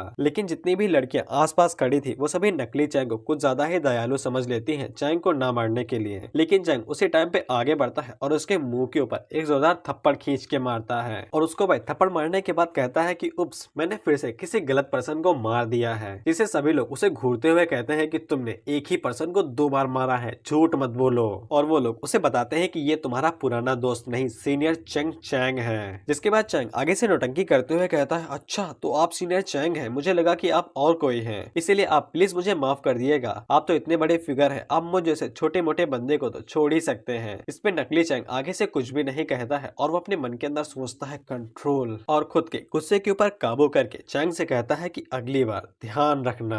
नकली चैंग वहाँ से खिसकते हुए अपने मन के अंदर सोचता है कि मुझे एक बार मौका मिलने दो, माँ कसम टुकड़े टुकड़े कर दूंगा। खैर जितनी भी लड़कियां वहां पे खड़ी थी वो सभी चैंग के ऊपर चढ़ जाती हैं और उसे मारने पीटने लगती हैं सीनियर चैंग की बेइज्जती करने के लिए। इसके बाद वो सभी लड़कियां चैंग को पूरी तरीके से पीटती हैं और वहां से आगे बढ़ जाती हैं और कुछ चैप्टर बाद चैंग इन्हें इतना डरा देगा कि ये डर के मारे सो भी नहीं पाएंगी। वहीं पे जुआनचो को अभी भी शक हो रहा था कि चैंग कहीं असली वाला चैंग तो नहीं है या फिर सिर्फ इन दोनों के नाम एक जैसे हैं। जिसके बाद हम लोग लॉर्ड ऑफ यूनजाओ को देखते हैं और इसका नाम यून चैंग जोंग था, जो कि सभी लोगों को क्योसो इवेंट के अंदर इनवाइट करता है। चैंग को याद आता है कि यही बंदा जुआनचो के मैटर में सबसे बड़ा कल्प्रिट था। जिसके बाद हमें एक एक करके सभी स्टेट्स के लॉर्ड्स के बारे में बताया जाता है। जिसके बाद हम लोग विंड स्टेट के लॉर्ड को देखते हैं और इसका नाम बगल वाले से पता चला है तो फैंग था। फैंग चैंग जोंग से कहता है कि वो कुछ ज्यादा ही पोलाइट हो रहा है। वो सभी लॉर्ड यहाँ पे सिर्फ बॉर्डर अफेयर्स के लिए इकट्ठा हुए हैं क्योंकि इंस्पेक्टर उनके नीचे आने वाले हैं, इसीलिए गैदरिंग रखी गई है ताकि वो लोग कुछ इसका हिसाब निकाल सके। उसी टाइम पे चीजाओ का लॉर्ड फैंग से कहता है कि तुम कुछ ज्यादा ही उड़ रहे हो, ऐसा लगता है कि तुम हमारे साथ फाइट करना चाहते हो। उसी टाइम पे वहाँ पे घोस्ट स्टेट की लॉर्ड आती है जिनका नाम मिंगी था और वो चीजाओ लॉर्ड से कहती है कि वो कुछ ज्यादा ही भयानक हो चुका है, जैसा कि पहले था वो बिल्कुल अभी भी वैसा ही है। और वो म्यो के फादर से पूछती है कि वो भी यहाँ पे आए हैं, जरूर वो इवेंट के लिए आए होंगे। और वो दोनों आपस में बात करते हुए कहते हैं कि उन्हें पता नहीं है कि कौन इस साल के इवेंट का लीडर बनेगा। लेकिन उसी टाइम पे हम लोग देखते हैं कि एक बंदा बीच में बोलता है कि वो जरूर हम में से कोई एक होगा और ये बंदा ली जाओ का एक लॉर्ड है और मैं गारंटी देता हूँ इनमें से किसी के भी नाम नहीं बताए गए हैं, इसीलिए तुम लोग इनकी शकल याद रख लेना। जिसके बाद हम लोग देखते हैं कि वहाँ पे नकली चैंग आता है और वो सभी लॉर्ड्स जैसे ही नकली चैंग को देखते हैं तो वो सभी उसे ग्रेट करने लगते हैं क्योंकि भाई चैंग की पावर कुछ ज्यादा ही ताकतवर है। यहाँ तक कि चैंग जोंग भी उसे मस्का लगाते हुए ग्रेट करता है और अपने मन के अंदर सोचता है कि ये इमोर्टल स्लेयर कुछ ज्यादा ही ताकतवर है, अगर कि हमारी फैमिली के साथ जुड़ जाता है तो फिर इससे फायदा ही फायदा होगा। नकली चैंग आगे से कहता है कि उसे पोलाइट होने की जरूरत नहीं है और वो अपने मन के अंदर सोचता है कि ये कुछ ज्यादा ही चालाक है, ये अपने टेक्निक की मदद से अभी भी मुझे चेक कर रहा है, लेकिन मेरी टेक्निक कुछ ज्यादा ही बेहतर है, इसके बारे में किसी को भी कुछ पता नहीं चलेगा। जिसके बाद वो सभी लोग चैंग के बारे में बात करने लगते हैं कि चैंग कुछ ज्यादा ही ताकतवर है और वो पूरे कॉन्टिनेंट के अंदर काफी ज्यादा फेमस है। तो फिर असली चैंग में बीच में कूदते हुए कहता है कि हाँ वो बहुत ज्यादा ग्रेट है, वो चमकीला है, नमकीला है, धमकीला है और उसके पास बहुत ज्यादा ताकत है। पीछे से लड़कियां कहती हैं कि साले अभी 2 मिनट पहले तुमने उनके मुंह पे ही उनकी बेइज्जती की थी। उसी टाइम पे जो कुछ गेस्ट थे वो सभी चैंग से उसका नाम पूछते हैं तो फिर चैंग अपना असली नाम बताता है जो कि सेम था, इसीलिए वो सभी लोग चैंग से कहते हैं कि तुम्हारा नाम तो बिल्कुल एक जैसा है। जिसके बाद जुआनचो भी चैंग से पूछती है कि यही उसका असली नाम है, जिसपे चैंग आगे से कहता है कि नहीं। जुआनचो उसे कहती है कि तुम्हें झूठ बोलना कुछ ज्यादा ही पसंद है। उसी टाइम पे सिस्टम चैंग से बताता है कि वो अपनी फेमस और रेपुटेशन का फायदा उठा के आसानी के साथ क्योसो इवेंट को डोमिनेट कर सकता है। जिसपे चैंग को समझ में आ जाता है कि सिस्टम अभी उसके बारे में बात नहीं कर रहा है, वो नकली चैंग के बारे में बात कर रहा है। इसीलिए चैंग भी अपने मन के अंदर सोचता है कि तुम्हें चैंग बनना कुछ ज्यादा ही पसंद है ना, इसीलिए चलो मैं तुम्हें थोड़े टाइम के लिए ऑन बनने देता हूँ और मैं ये देखना चाहता हूँ कि तुम किस हद तक आगे जा सकते हो। हम लोग इधर देखते हैं तो नकली चैंग की कुछ ज्यादा ही खातिरदारी हो रही थी और उसकी ये भी तारीफ करी जा रही थी कि उसने ग्रीन हेयर गॉब्लिन को मार के बहुत ज्यादा अच्छा किया, नहीं तो वो पूरे स्टेट को ऐसे ही बर्बाद कर देता। उसी टाइम पे फैंग भी उसकी तारीफ करते हुए कहता है कि उसने जितने भी इमोर्टल्स थे उन सभी को मार के काफी ज्यादा अच्छा किया, नहीं तो पता नहीं वो सभी इमोर्टल्स लोअर वर्ल्ड के अंदर क्या करते हैं। उसी टाइम पे हम लोग देखते हैं कि चीजाओ का लॉर्ड आगे बढ़ता है जो कि नकली चैंग से कहता है कि उसके पास एक फर्नेस है जो कि एक इमोर्टल ट्रेजर है, लेकिन चीजाओ का लॉर्ड उसे रिफाइन नहीं कर पा रहा है और उसके अंदर काफी ज्यादा ताकत है। इसीलिए चीजाओ का लॉर्ड चाहता है कि नकली चैंग उसकी हेल्प करे उसे रिफाइन करने के लिए। वहीं पे नकली चैंग इमोर्टल ट्रेजर का नाम सुन के बौरा जाता है और वो सोचता है कि उसे यहाँ पे दिखावा करने की जरूरत है क्योंकि वो यहाँ पे किसी को भी शक लगने नहीं दे सकता है कि वो नकली चैंग है। और वो चीजाओ के लॉर्ड से कहता है कि वो उसकी मदद कर देगा। तो फिर चीजाओ का लॉर्ड अपने पास से फीनिक्स ट्रेजर निकालता है जो कि एक लेजेंडरी इमोर्टल आइटम है और ये ऐसा माना जाता है कि इसके जो आइटम की कैपेबिलिटी है वो अपर वर्ल्ड की ग्रास के बराबर की है। चीजाओ आगे से कहता है कि अगर नकली चैंग उसकी मदद करता है फर्नेस को रिफाइन करने में तो फिर ये उसको हेल्प के रिवॉर्ड के तौर पे दे देगा, जिसमें नकली चैंग उसे तुरंत रख लेता है और वो कहता है कि वो बाद में उसे फर्नेस को रिफाइन करने में मदद कर देगा। इसके बाद नकली चैंग अपने पास एक इमोर्टल ट्रेजर बाहर निकालता है जो कि करीब 10,000 साल पुराना है और इसका नाम है सेमुरा बुद्धा रेलिक और ऐसा माना जाता है कि ये ट्रेजर कुछ ज्यादा ही शक्तिशाली है, इसीलिए उन लोगों को पक्का यकीन हो जाता है कि यही बंदा असली चैंग है। देखिए इसके पास इतना पुराना रेलिक जो है। इसके बाद नकली चैंग चिजाओ के लॉर्ड से कहता है कि उसकी मदद करेगा रिफाइन करने के लिए, लेकिन आधे महीने के लिए उसे फंडस को चैंग के हवाले करना पड़ेगा ताकि वो उसे अच्छे से स्टडी कर सके, जिसके लिए चिजाओ का लॉर्ड तुरंत मान जाता है। जिसके बाद हम लोग देखते हैं कि आसपास के जितने भी लोग थे वो सभी अपने अपने ट्रेजर्स नकली चैंग को देने लगते हैं, ये सोचते हुए कि चैंग उनकी हेल्प करेगा इन्हें रिफाइन करने के लिए। लेकिन हमें तो पता है ना ये ब्लडी बीच कितनी अच्छी है। खैर वो अपने मन के अंदर सोचता है कि इसी तरह से मुझे ट्रेजर्स देते रहो, जिसके बाद मैं यहाँ से एक ही झटके में भाग जाऊंगा। लेकिन उसी टाइम पे चैंग जोंग उसके पास आता है और वो उससे कहता है कि वो कुछ दिनों के लिए यहाँ पे और रुक जा जब तक इवेंट खत्म नहीं होता है। नकली चैंग को भी ऐसा ही लगता है कि वो यहाँ पे रुक के और ज्यादा फायदा उठा सकता है, इसीलिए वो रुकने के लिए मान जाता है। उसी टाइम पे हम लोग चैंग को देखते हैं जो कि ताली बजाते हुए कहता है कि अच्छा सो था। रात के टाइम पे हम लोग चैंग को देखते हैं जो कि उस बंदे के पास जाता है और हम देखते हैं कि वो बंदा भाई नकली ट्रेजर्स को चाट रहा था, उन्हें खाने की कोशिश कर रहा था और साथ ही में वो ये भी कह रहा था कि वो असली चैंग को जाते वक्त एक अच्छे सा सबक सिखा के जाएगा जैसे ही उसके पास एक अच्छा सा मौका आएगा। चैंग उसके पीछे आता है और उससे कहता है कि जरा ये बताओ कि तुम उसे कैसा अच्छा सा सबक सिखाओगे।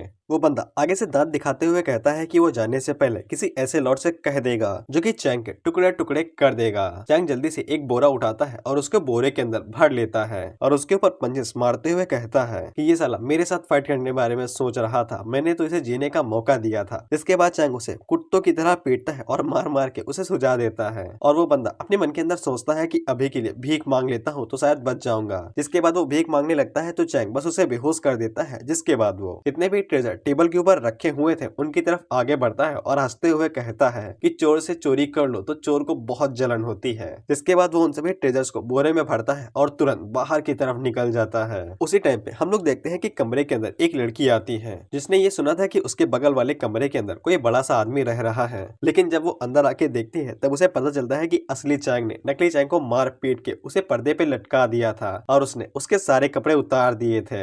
इसीलिए वो लड़की नकली चैंग से कहती है कि वो असली चैंग होने का दिखावा कर रहा है, असल में तो वो एक बदमाश है। लेकिन नकली चैंग तुरंत अपने कपड़े उतारता है और वो जल्दी से आगे बढ़ता है और उससे कहता है कि ये उसके कल्टीवेशन करने का एक हिडन मेथड है और वो इसके बारे में किसी को भी ना बताए। वो लड़की भी आगे से मन में सोचती है कि ऐसा कोई तरीका भी होता है, मुझे तो पक्का यकीन है कि वो एक बदमाश है। हम देखते हैं कि नकली चैंग जैसे ही अपने कमरे के अंदर आता है और उसे पता चलता है कि उसके सारे ट्रेजर्स एल्जियर सब चोरी हो गए हैं, तब वो खून के आंसू रोने लगता है और वो अपने मन के अंदर सोचता है कि वो अपनी पोजीशन का फायदा उठा के चोर को पक्का ढूंढ लेगा, जिसके बाद वो उसके टुकड़े टुकड़े अपने हाथों से करेगा। लेकिन उसी टाइम पे चैंग को दिखाई देता है कि आधी रात के बीच में जुआनचो किसी और आदमी के साथ खड़ी है, इसीलिए उसकी आंखें फट जाती हैं ये सोचते हुए कि जुआनचो उसे धोखा दे रही है। हमें पता चलता है कि ये भी जुआनचो की फ्यूचर का कल्प्रिट है। अगर जुआनचो इस बंदे के साथ जाती है तो फिर ये इसे बाद में धोखा दे देगा, जिसके बाद ये जुआनचो को एक स्लेव की तरह बेच देगा और वैसे भी ये मरने वाला है तो नाम जानने की जरूरत नहीं है। वो बंदा जुआनचो को यही ऑफर देता है कि जुआनचो उसके साथ चले, बाद में वो दोनों शादी कर सकते हैं। लेकिन जुआनचो जाने से साफ मना कर देती है और वो आगे से बताती है कि उनकी फैमिली इविल कल्टीवेटर्स के साथ नाता रखती है और वैसे भी उनकी फैमिली के साथ जाने से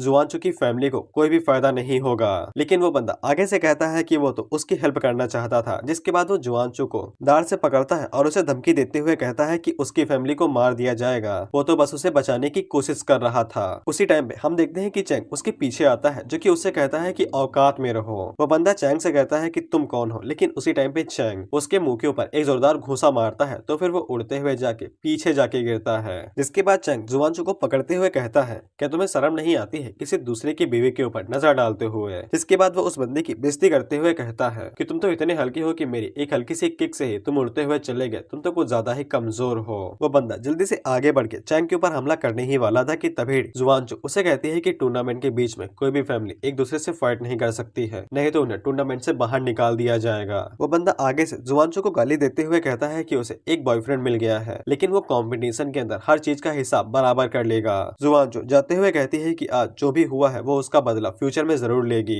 लेकिन वो बंदा अपने मन के अंदर सोचता है कि जैसे ही कंपटीशन खत्म होगा तो वो चैंग को बुरी तरीके से मार देगा। और उसी टाइम पे हम लोग चैंग को देखते हैं जो कि उसे अच्छे से पता था कि ये क्या करने वाला है, इसीलिए चैंग वहाँ पे अपनी डिवाइन फ्लेम का इस्तेमाल करता है और वो बंदा अपने कंधे के ऊपर देखता है। तब उसे पता चलता है कि उसकी बॉडी के ऊपर हल्की सी आग लगी हुई है। इसके अगले ही पल में हम लोग देखते हैं कि वहाँ पे एक तगड़ा धमाका होता है और उस बंदे की बॉडी अंदर से जल जाती है और उसकी हड्डियां भी नहीं बचती हैं और चैंग इसी तरह से उसका काम यहीं पे खत्म कर देता है। हम लोग देखते हैं कि वो दोनों जैसे ही अपने रूम के पास पहुंचते हैं तब उन्हें बगल वाले रूम से यामे देखुदासाई की आवाजें आने लगती हैं। इसीलिए चैंग जुआनचू से कहता है कि वो किसी दूसरे कमरे में जाके सो सकता है, वो रात के लिए यहीं पे आराम कर ले। इसके बाद चैंग वहाँ से जाने ही वाला था कि उसी टाइम पे जुआनचू उसे पकड़ लेती है और उसे गले लगा लेती है और वो चैंग से कहती है कि वो चैंग को कुछ देर के लिए ऐसे ही होल्ड करना चाहती है और चैंग एक सिंगल कुत्ता था, वो कैसे इसे मना कर सकता है। इसीलिए वो भी चांस पे डांस मारते हुए कहता है कि बिल्कुल तुम जितनी देर चाहे उतनी टाइम तक पकड़ सकती हो। खैर जुआनचू चैंग से पूछती है कि उसने उन दोनों के बीच में सारी बातों को सुन लिया होगा। चैंग आगे से कहता है कि हाँ उसने सब कुछ सुना था। जुआनचू उससे पूछती है तो फिर उनकी फैमिली हमारी फैमिली के पीछे क्यों पड़ी हुई है? हमने किसी के साथ भी कुछ भी बुरा नहीं किया है तो फिर हमारी फैमिली को ये सब झेलना क्यों पड़ रहा है? जिसपे चैंग उसे दुनिया की सच्चाई बताता है कि इंसानी जात इसी को ही कहते हैं, वो अपनी फायदे के लिए किसी भी हद तक जा सकते हैं और इससे कोई फर्क नहीं पड़ता है कि कौन उनके साथ रहता है। अगर मैं उनके साथ ज्यादा अच्छे से बिहेव करता हूँ और उन्हें फायदा देता हूँ तो फिर वो मेरी साइड पे आ जाएंगे और ऐसा ही हमेशा होते रहता है। इसीलिए जुआनचू को उनके बारे में ज्यादा सोचने की जरूरत नहीं है। वहीं पे जुआनचू अपने मन के अंदर सोचती है कि उसने पहली बार चैंग को गले लगाया है और चैंग की फिजिक और उसकी बॉडी स्मेल काफी ज्यादा अच्छी है और जुआनचू के पैट्रियार्च ने उसे बताया था कि अगर पति पत्नी के बीच में जरा सा भी माहौल बिगड़ा हुआ है तो हल्का सा फिजिकल कांटेक्ट उन्हें एक बूस्ट दे सकता है। इसीलिए जुआनचू अपने मन के अंदर सोचती है कि थोड़ा बहुत तो चलता ही है। इसके बाद वो आगे बढ़ती है और वो चैंग को किस कर लेती है और किस करने के बाद तुरंत शर्माते हुए पीछे मुड़ जाती है और कमरे के अंदर चली जाती है। लेकिन अगले सीन में हम लोग चैंग को देखते हैं जिसका मूड बिल्कुल ठीक नहीं था। दरअसल वो दोनों एक ही साथ सो रहे थे लेकिन एक साथ कुछ भी नहीं कर रहे थे। इसीलिए चैंग को सेल्फ कंट्रोल की ट्रिपल प्रैक्टिस करनी पड़ रही थी। उसी टाइम पे हम लोग पहाड़ों के बीच में किसी को बंदे को देखते हैं और ये बंदा जो कि असुरा इमोर्टल डोमेन का रिकार्नेटेड असुरा डीमन था, यानी कि ये भी रिकार्नेट हुआ है अपर वर्ल्ड से। इसके बाद असुरा डीमन अपने पास से एक सील बाहर निकालता है और उसके ऊपर अपने खून की कुछ बूंदे डालता है। जिसके बाद वो आगे से कहता है कि इमोर्टल असुरा डीमन के लिए जाग उठो। हम लोग देखते हैं कि जमीन के अंदर जो भी सोल्जर्स जंग में मरे थे वो सभी जाग उठते हैं जो कि हड्डियों में लग रहे थे। इसके बाद ये बंदा इन सभी को अपने पास अपने गुलाम की तरह रख लेता है और हमें पता चलता है कि इसका प्लान है कि ये क्योसो इवेंट के अंदर जाएगा और ट्रिप्टो को डोमिनेट करेगा। जिसके बाद लोअर वर्ल्ड के ऊपर ये सभी लोग मिलकर राज करेंगे और ट्रिप्टो मैं तुम लोगों को बता देता हूँ कि जितने भी लॉर्ड इकट्ठा हुए हैं अगर वो सभी पावर अपनी किसी एक ऐसे बंदे को देते हैं तो वो बंदा युनजाओ का लॉर्ड बन जाएगा और वो सभी लॉर्ड्स जो एक साथ इकट्ठा होंगे उन्हें ट्रिप्टो कहा जाएगा। ये बेसिकली आगे के चैप्टर से बताया है। इसके बाद अगला सीन डायरेक्ट टूर्नामेंट का होता है। हम देखते हैं कि वाइफ्स के साथ हस्बैंड ने भी हिस्सा लिया था और वो दोनों एक टीम की तरह फाइट कर रहे थे सामने वाले अपोनेंट के साथ, जहाँ पे जुआनचू तो एकदम कतई खतरनाक तरीके से फाइट कर रही थी और सभी को हराते हुए जा रही थी। इधर हम लोग चैंग को देखते हैं जिसका सामना किसी ऐसे बंदे के साथ होता है जिसके पास टोकन था। तो फिर चैंग वहाँ पे टट्टे पकड़ने वाले निंजा टेक्निक का इस्तेमाल करता है जिससे वो बंदा टोकन को छोड़ देता है और वो सबसे पहले अपने हथियार को बचाता है। जिस वजह से चैंग के हाथों में वो टोकन लग जाता है और वो बंदा पीछे से कहता है कि साले गलत जगह पे स्नीक अटैक किए थे। जिसके बाद हम लोग सीक्रेट टेरिटरी के बाहर का सीन देखते हैं और जो भी लोग हार जाते हैं तो फिर उन्हें बाहर निकाल दिया जाता है। हम देखते हैं कि चैंग अभी खुशी हो रहा था कि उसी टाइम पे एक बंदा उसके ऊपर स्नीक अटैक करता है। तो फिर जुआनचू उसके पीछे आती है और उस बंदे के ऊपर हमला करके उसे कहती है कि उसे छूने के बारे में सोचना भी नहीं। इसी तरह से वो टूर्नामेंट चलता रहता है और जो भी लोग हारते हैं तो फिर उन्हें सीक्रेट टेरिटरी से बाहर फेंक दिया जाता है। हम लोग बाहर की तरफ देखते हैं तो जितने भी सिटी लॉर्ड्स थे वो सभी आपस में ही लड़ रहे थे कि उनके क्लैन के लोग ज्यादा अच्छे हैं और ज्यादा बेहतर है।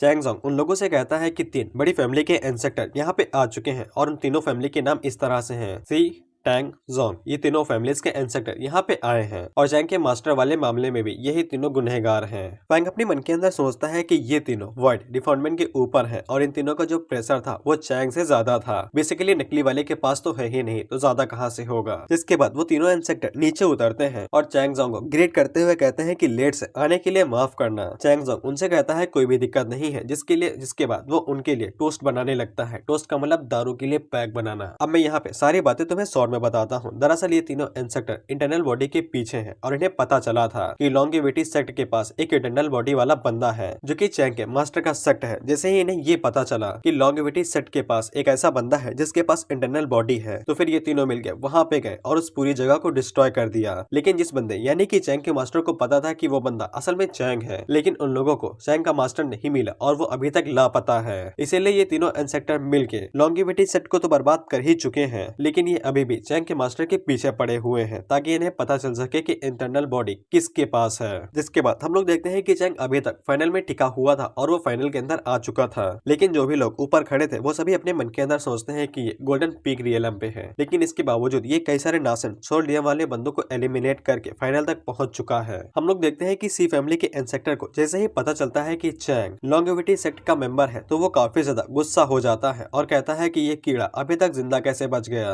उन लोगों को जैसे ही पता चलता है कि चैंग लॉन्गेविटी सेक्ट का मेंबर है तो वो सभी लोग प्लान बनाते हैं कि वो सभी लोग चैंग को धर दबोचेंगे, फिर उसके बाद उसे ये पता करेंगे किस बंदे के पास इंटरनल बॉडी है और वो सभी लोग उसे लोकेशन के बारे में पता करने लगेंगे। जिसके बाद हम लोग टैंग फैमिली के इंसेक्टर को देखते हैं जो कि बताती है कि अगर ये डिसाइपल उन सभी डीमन से बच निकला है तो फिर इसे जरूर पता होगा कि इंटरनल बॉडी कहाँ पे है और उसकी लोकेशन क्या है। इसके बाद हम लोग जोंग फैमिली के इंसेक्टर को देखते हैं जो कि बताते हैं कि अपर वर्ल्ड के इमॉर्टल्स लोअर वर्ल्ड को इंसान तक नहीं समझते हैं, इसीलिए अगर उनके पास इंटरनल बॉडी होती है तो वो उसकी मदद से काफी ज्यादा ताकतवर हो सकते हैं और अपर वर्ल्ड को टक्कर दे सकते हैं। चैंग जोंग आगे से कहता है कि अगर इंटरनल बॉडी हम सभी की स्ट्रेंथ को बढ़ा सकती है तो फिर हमें उसे पकड़ना ही पड़ेगा, जिससे हम सभी इंसानों की रक्षा कर सकेंगे और लोअर वर्ल्ड को उसकी इज्जत दिला सकेंगे। सी फैमिली का इंसेक्टर आगे से कहता है कि अगर ये बात बिल्कुल सच है तो फिर हमारे पास ऐसे कई सारे तरीके हैं उसे सच उगलवाने के लिए। उसी टाइम में सिस्टम चैंग को बता देता है कि कुछ लोगों ने उसके खिलाफ षड्यंत्र रचा है, इसीलिए चैंग रेडी हो जाए। जिसके बाद हम लोग देखते हैं कि टूर्नामेंट के अंदर जितने भी लोग आए थे उन सभी को फाइनल के अंदर भेज दिया जाता है। उसी टाइम पे चैंग जोंग बीच में उंगली करते हुए कहता है कि ये पूरा टूर्नामेंट सिर्फ नासेंट सोल रियलम के कल्टीवेटर्स के लिए था, यहाँ पे कोई गोल्डन पीक रियलम का कल्टीवेटर कैसे आ सकता है। इसीलिए वो सभी लोग चैंग के ऊपर ये इल्जाम लगाने लगते हैं कि चैंग ने यहाँ पे चीटिंग की है, उसने किसी आर्टिफैक्ट का यूज किया होगा इन सभी लोगों को मारने के लिए और फाइनल में आने के लिए। इसीलिए वो सभी सिटी लॉर्ड्स एक साथ कहते हैं कि वो सभी मिलकर चैंग को इंट्रोगेट करेंगे और ये पता लगाएंगे कि चैंग ने चीटिंग की है या फिर वो सच्चाई से यहाँ तक पहुंचा है। जुवानचो भी चैंग के साथ जाना चाहती थी और वो देखना चाहती थी कि वो सभी लोग चैंग के साथ क्या करने वाले हैं, लेकिन चैंग उसको अपने साथ आने से रोकता है और उससे कहता है कि वो यहीं पे रह के फाइनल तक खेले और अच्छे से परफॉर्म करे। जुवानचो फिर से कुछ कहने वाली थी लेकिन चैंग उसके होठों के ऊपर उंगली रख के उसे कहता है कि उसे अच्छे से खेलना होगा ताकि वो फाइनल को जीत सके और उसे साबित करे कि जुवानचो सच में शक्तिशाली है। जुवानचो उसे प्रॉमिस करती है कि वो बहुत अच्छे से खेलेगी और टूर्नामेंट को जीत लेगी, लेकिन चैंग को सही सलामत वापस आना पड़ेगा। जिसके बाद हम लोग देखते हैं कि चैंग वहाँ पे जाता है तो सभी लोग उसे पापी कहने लगते हैं। जिसके बाद चैंग उन सभी लोगों के बीच में खड़ा हो जाता है और अपने मन के अंदर सोचता है कि स्नेक ने बताया था कि 3 मेजर इमॉर्टल फैमिलीज ने मिलके लॉन्गेविटी सेट को बर्बाद किया था, लेकिन लॉन्गेविटी सेट इतना शक्तिशाली खुद भी है कि वो जियान टैंग फैमिली को अकेले ही बर्बाद कर सकता है। इसीलिए चैंग को पूरा यकीन था कि ये तीनों फैमिलीज कुछ न कुछ छुपा रही है और इनके पीछे भी कोई ऐसा बंदा है जिसने लॉन्गेविटी सेट को बर्बाद करने के लिए प्लान रचा था। और ऐसी फैमिलीज जो कि खुद करप्ट है, बर्बाद है, वो मेरे साथ न्याय करने के लिए मेरे सामने खड़ी हैं। वो सभी लोग चैंग से कहते हैं कि जियान टोंग फैमिली के सामने खड़े होने के बावजूद तुम अभी तक अपने घुटनों पे नहीं आए हो। चैंग आगे से कहता है कि मुझे इस इल्जाम में यहाँ पे लाया गया है कि मैंने ड्रग्स का यूज किया था, तो फिर उसके लिए मुझे घुटनों पे बैठने की जरा सी भी जरूरत नहीं है। जिससे सभी लोगों को अंदाजा लग जाता है कि चैंग बहुत ज्यादा एरोगेंट है। अब देखिए जनाब यहाँ पे सीन क्या चल रहा है, जितने भी लोग हैं वो सभी चैंग की बेइज्जती करने लगते हैं, ये कहते हुए कि उसने सबसे पहले तो टूर्नामेंट के बीच में ड्रग्स का यूज किया और उसके पास शर्म भी नहीं बची है। जिसके बाद हम लोग फ्रेग्रेंस सेट को देखते हैं जहाँ पे उनकी पैट्रियार्च और कुछ डिसाइपल थी, वो सभी भी चैंग को ज्यादा भाव नहीं देती हैं और उसे कहते हैं कि वो हमारे सेट की बेइज्जती करवा रहा है, इसे पहले ही बाहर निकाल देना चाहिए था। हम लोग देखते हैं कि टैंग फैमिली के इंस्ट्रक्टर चैंग की कल्टीवेशन को दोबारा चेक करते हैं, ये पता लगाने के लिए कि कहीं चैंग तो वह बंदा नहीं है जिसके पास इंटरनल बॉडी है। जिसके बाद वो उसकी कल्टीवेशन को चेक करती है, तब उन्हें पता चलता है कि चैंग फिर से अपग्रेड कर चुका है और वो नासेंट सोल रियलम की पीक पे आ चुका है, जिससे वो सभी लोग हैरान हो जाते हैं। जिसे जोंग फैमिली का इंस्ट्रक्टर हंसते हुए कहता है कि ये तो कुछ ज्यादा ही शक्तिशाली निकला, इसने अपनी असली ताकत को छुपा के रखा और कंपटीशन के अंदर भेस बदल के जीतता रहा। चैंग जोंग आगे से कहता है कि इसके पास और कोई भी प्लान हो सकते हैं, शायद से ये कंपटीशन के अंदर किसी काम को अंजाम देने के लिए आया होगा।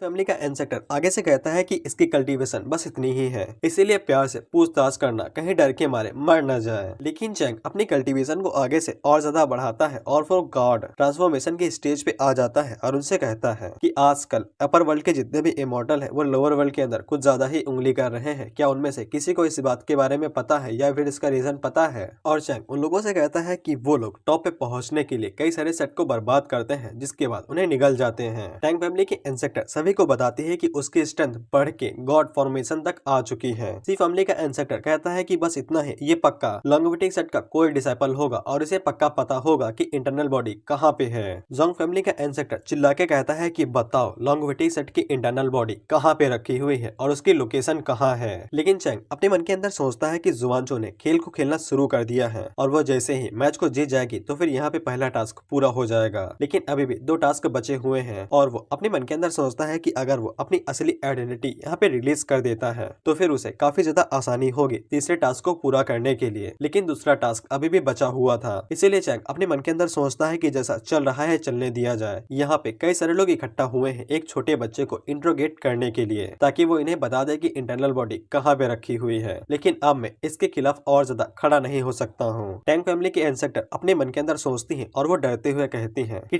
टैंग की जो कल्टीवेशन है वो लगातार बढ़ती जा रही है और वो धीरे धीरे करके इमॉर्टल तक पहुंचने वाली है। सी फैमिली का इंस्पेक्टर जोंग फैमिली के इंस्पेक्टर से कहता है कि ज्यादा उत्तेजित मत हो, हम इसे आराम से भी हैंडल कर सकते हैं। जिसके बाद सी फैमिली का इंस्पेक्टर चैंग से कहता है कि वो उनके साथ थोड़ी सी बात करना चाहता है। अगर चैंग उन्हें बता देता है कि इंटरनल बॉडी कहाँ पे है तो फिर वो लोग उसे जरा सा भी नुकसान नहीं पहुंचाएंगे। जिसके बाद सी फैमिली का इंस्पेक्टर जाओचू की बात करते हुए कहता है कि चैंग की वाइफ फ्रेग्रेंस सेट से नाता रखती है, अगर वो लोग उसके साथ कुछ कर देते हैं तो चैंग को काफी दुख होगा। इसीलिए वो लोग चैंग से कहते हैं कि अगर वो चुपचाप बता देता है तो फिर उसके दोस्त को कुछ भी नहीं होगा और वो बिल्कुल सही सलामत रहेगी। लेकिन अगर चैंग ज्यादा बदतमीजी करता है तो फिर वो शायद मर भी सकती है। जिसके बाद सी फैमिली का इंस्पेक्टर वहाँ पे अपनी एनर्जी को रिलीज करने लगता है तो फिर जो उससे लो कल्टीवेशन वाले थे वो सभी डर के मारे कांपने लगते हैं और उन्हें प्रेशर कुछ ज्यादा ही सताने लगता है। उसी टाइम पे चैंग आगे बढ़ता है जो कि उसके मुंह के ऊपर हाथ रखता है, जिसके बाद उसे उठा के जमीन पे पटक देता है। सी फैमिली का इंस्पेक्टर उसे कहता है कि तुम मौत को दावत दे रहे हो।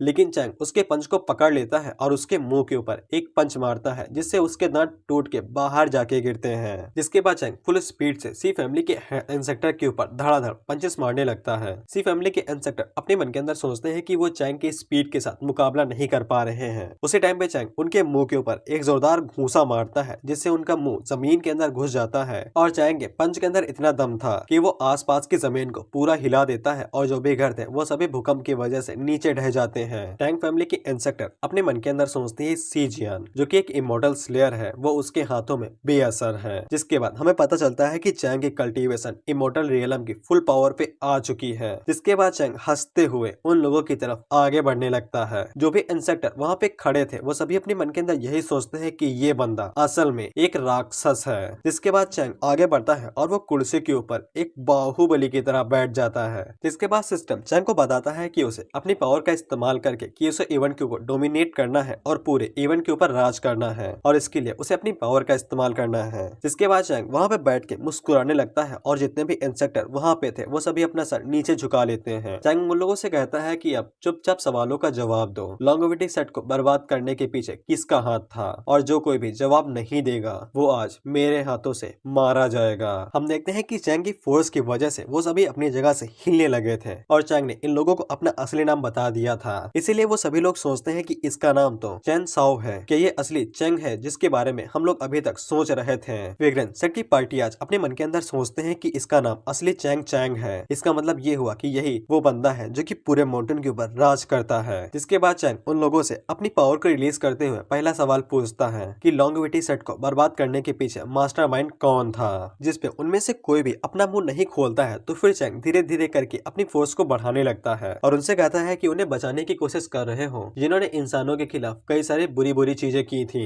तो फिर चैंग और ज्यादा फोर्स को रिलीज करते हुए उनसे कहता है कि वो उन सभी को मार देगा लॉन्गेविटी सेट की डिसाइपल्स की आत्मा को शांति देने के लिए। चैंग जैसे ही अपनी फोर्स को और ज्यादा बढ़ाता है तो वो सभी लोग उसके सामने खड़े नहीं हो पाते हैं और उनके मुंह से खून आने लगता है। जोंग फैमिली का इंस्पेक्टर आगे से कहता है कि वो सब कुछ सच सच बता देगा। इंस्पेक्टर आगे से बताता है कि उनमें से किसी ने कुछ भी नहीं किया था, असल में फूदो डीमन सेट था जो कि उनके सेट को डिस्ट्रॉय करना चाहता था और वही सेट है जो कि चैंग के मास्टर को लेके गया है और उन्हें इस बारे में ज्यादा कुछ भी नहीं पता है। गाइस मुझे भी पूरा यकीन नहीं कि फेंग की यून चैंग का मास्टर है, सिर्फ नाम बताया गया है क्योंकि अभी तक हमें उसका नाम नहीं बताया गया था। बाकी सारे लोग भी आगे से यही कहते हैं कि उनके अंदर इतनी हिम्मत भी नहीं थी कि वो लोग फेंग की यून के ऊपर हमला कर सके। उसके पास खुद ही इमोर्टल स्लेयर जितनी ताकत थी वो आसानी के साथ इन सभी को धूल चटा सकता था। चैंग जोंग अपने मन के अंदर सोचता है कि तुम सभी लोग बेवकूफ हो, वो उनके सेट का मेंबर है, क्या तुम्हें पक्का यकीन है कि उसे सब कुछ बता देने से वो हमें जान से नहीं मारेगा। और वो अपने मन के अंदर सोचता है कि उसे तुरंत यहाँ से बच के निकलने का कोई रास्ता ढूंढना पड़ेगा।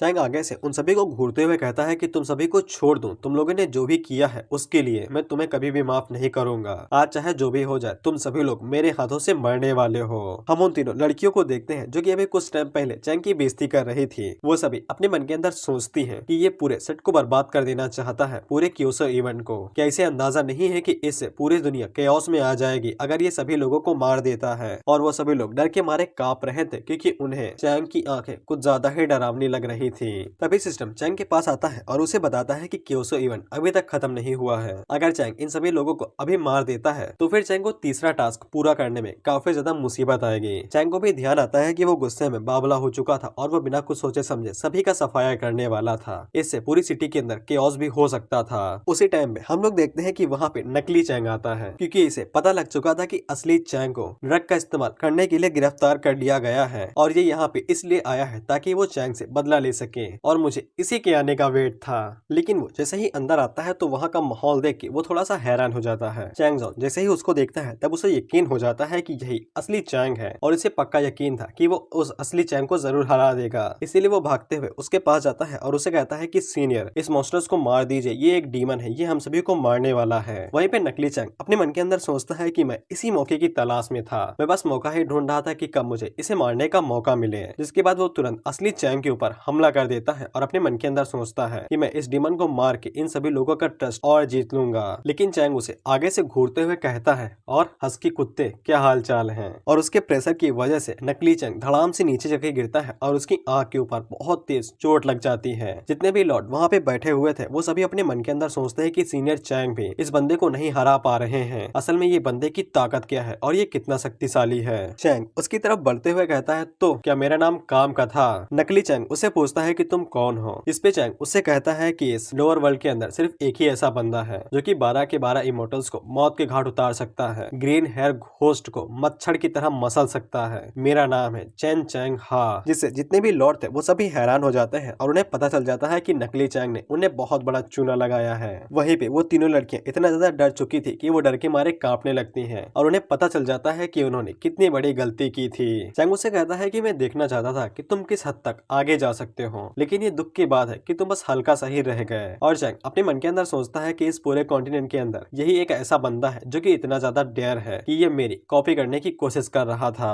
वो बंदा अपने मन के अंदर सोचता है कि ये असली चैंग है, तभी इसने मेरे ऊपर किक मारी थी और मेरी बेइज्जती की थी। और उसे समझ में आ जाता है कि चैंग उसे छोड़ेगा नहीं। इसीलिए वो तुरंत तलिस्मा निकाल के वहाँ से भागने ही वाला था कि चैंग अपने हाथ को आगे बढ़ाता है और वो उसकी गर्दन को उसके धड़ से अलग कर देता है। इसके बाद वो चुटकी बजाता है और डिवाइन फ्लेम उसे निगल जाती है और उसकी बॉडी का एक कतरा नहीं बचता है, जिससे जितने भी लोग आसपास खड़े थे उन सभी की चीखें निकल जाती हैं। जिसके बाद चैंग चैंग चोंग की तरफ आगे बढ़ने लगता है। चैंग जोंग उससे आगे से माफी मांगने लगता है तो चैंग उसके कंधे के ऊपर हाथ रखता है और उससे कहता है कि डरो नहीं, अभी नहीं मारूंगा, अभी बहुत सारा काम बाकी है। दरअसल सिस्टम ने चैंग को पहले ही किसी को मारने से मना कर दिया था और वैसे भी चैंग को भी टास्क पूरा करना है और उसको पूरा करने के लिए उसे ट्रियो की जरूरत पड़ेगी। जिसके बाद चैंग बाहर जाते हुए उन सभी से कहता है कि मेरे ऊपर से सारे इल्जाम हट जाने चाहिए और याद रहे कि आगे से सही से ट्रीट करना। जिसपे वो सभी लोग आगे से सर झुका के हाँ कहते हैं। जिसके बाद हम लोग कॉम्पिटिशन का सीन देखते हैं। तब वहाँ पे जुआन जो अच्छे से फाइट कर रही थी और वो अपने ओपोनेंट को बिल्कुल आसानी के साथ हरा देती है, जिससे के साथ जुआन जो कॉम्पिटिशन को जीत लेती है और उसे फर्स्ट प्राइज मिलता है। लेकिन वो जैसे ही कॉम्पिटिशन को जीतती है तो हम लोग देखते हैं कि अपर वर्ल्ड के ऊपर से एक क्रैक पड़ता है और आसमान को चीरते हुए असुरा डीमन का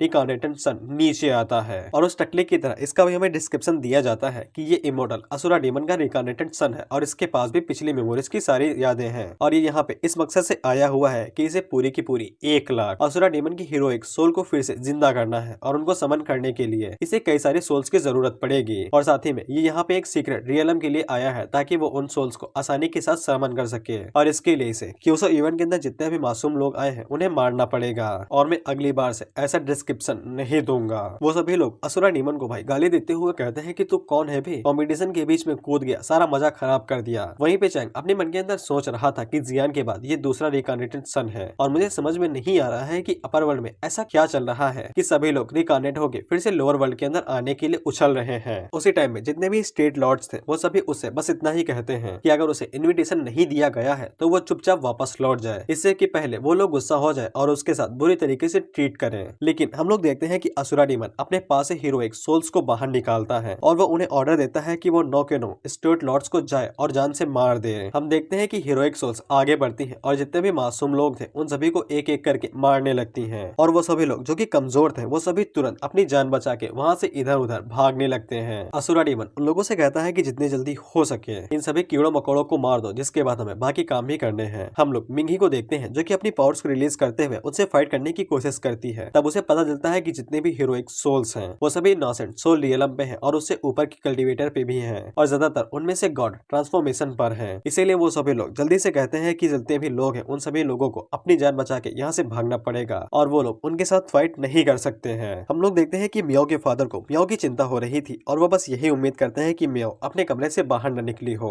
उसी टाइम में हम लोग देखते हैं कि विंड सिटी का लॉर्ड अपने मन के अंदर सोचता है कि ये सभी लोग काफी ज्यादा ताकतवर है, अगर वो उनके साथ फाइट करने का फैसला करते हैं तो सभी के सभी मारे जाएंगे। इसीलिए वो अपने मन के अंदर यही सोचता है कि पता नहीं चैंग कब एक्शन लेगा और वो उन लोगों की जान बचाएगा। उसी टाइम में हम लोग देखते हैं कि चीजाओ का लॉर्ड जल्दी से आगे बढ़ता है और वो असुरा डीमन के ऊपर एक जोरदार हमला कर देता है। असुरा डीमन उसके ऊपर जरा सा भी भाव नहीं देता है और तभी एक हीरोइक सोल उसके ऊपर अटैक करती है और उसके पेट के अंदर अपना भाला घुसा देती है, जिससे चीजाओ लॉर्ड काफी ज्यादा घायल हो जाता है और उसे पता चलता है कि ज्यादातर सोल्जर वाइड रिफायरमेंट की पीक स्टेज पे हैं। उसी टाइम में हम लोग जुआनचो को देखते हैं जो कि सोल्जर्स के साथ फाइट कर रही थी और वो भी उस फाइट के अंदर कंट्रीब्यूट कर रही थी। उसी टाइम पे हम लोग देखते हैं कि एक सोल उसके ऊपर हमला करने वाली थी लेकिन वो उसे डॉज कर लेती है और अपने मन के अंदर सोचती है कि ये सभी सोल्जर्स काफी ज्यादा शक्तिशाली हैं और चैंग अभी भी गोल्डन पीक रियलम पे है, इसीलिए उसकी जान को खतरा हो सकता है और उसे चैंग की चिंता होने लगती है। उसी टाइम पे हम लोग देखते हैं कि एक हीरोइक सोल उसके ऊपर अटैक करके उसे मारने वाली थी। उसी टाइम पे चैंग आगे बढ़ता है जो कि उसके अटैक को 2 उंगलियों से ब्लॉक कर लेता है और एक ही झटके में उस सोल को हवा में मिटा देता है, जिससे के साथ उसे 5000 पॉइंट मिलते हैं। सोचा कि बता दो तुम लोग भूल ना गए हो। जिसके बाद वो जुआनचो को उठने के लिए हाथ देता है तो सिस्टम उसे बताता है कि उसने पहले टास्क को यहाँ पे पूरा कर लिया है जो कि था जुआनचो के साथ अच्छा रिलेशनशिप बिल्ड करना। जिसके बाद सिस्टम चैंग को बताता है कि यहाँ पे एनिमीज ज्यादा शक्तिशाली हैं, इसीलिए सिस्टम चैंग को सजेस्ट करता है कि वो अपनी कल्टीवेशन को बढ़ा ले, नहीं तो वो पीला जा सकता है। जिसके बाद चैंग असुरा डीमन की तरफ देखता है और वो जुआनचो से कहता है कि तुम चुपचाप यहीं पे रहो और खुद को प्रोटेक्ट करो। जुआनचो उसे कहती है कि वो उसकी रक्षा करेगी। यहाँ पे जितने भी स्टेट लॉर्ड हैं वो भी कुछ नहीं कर पा रहे हैं।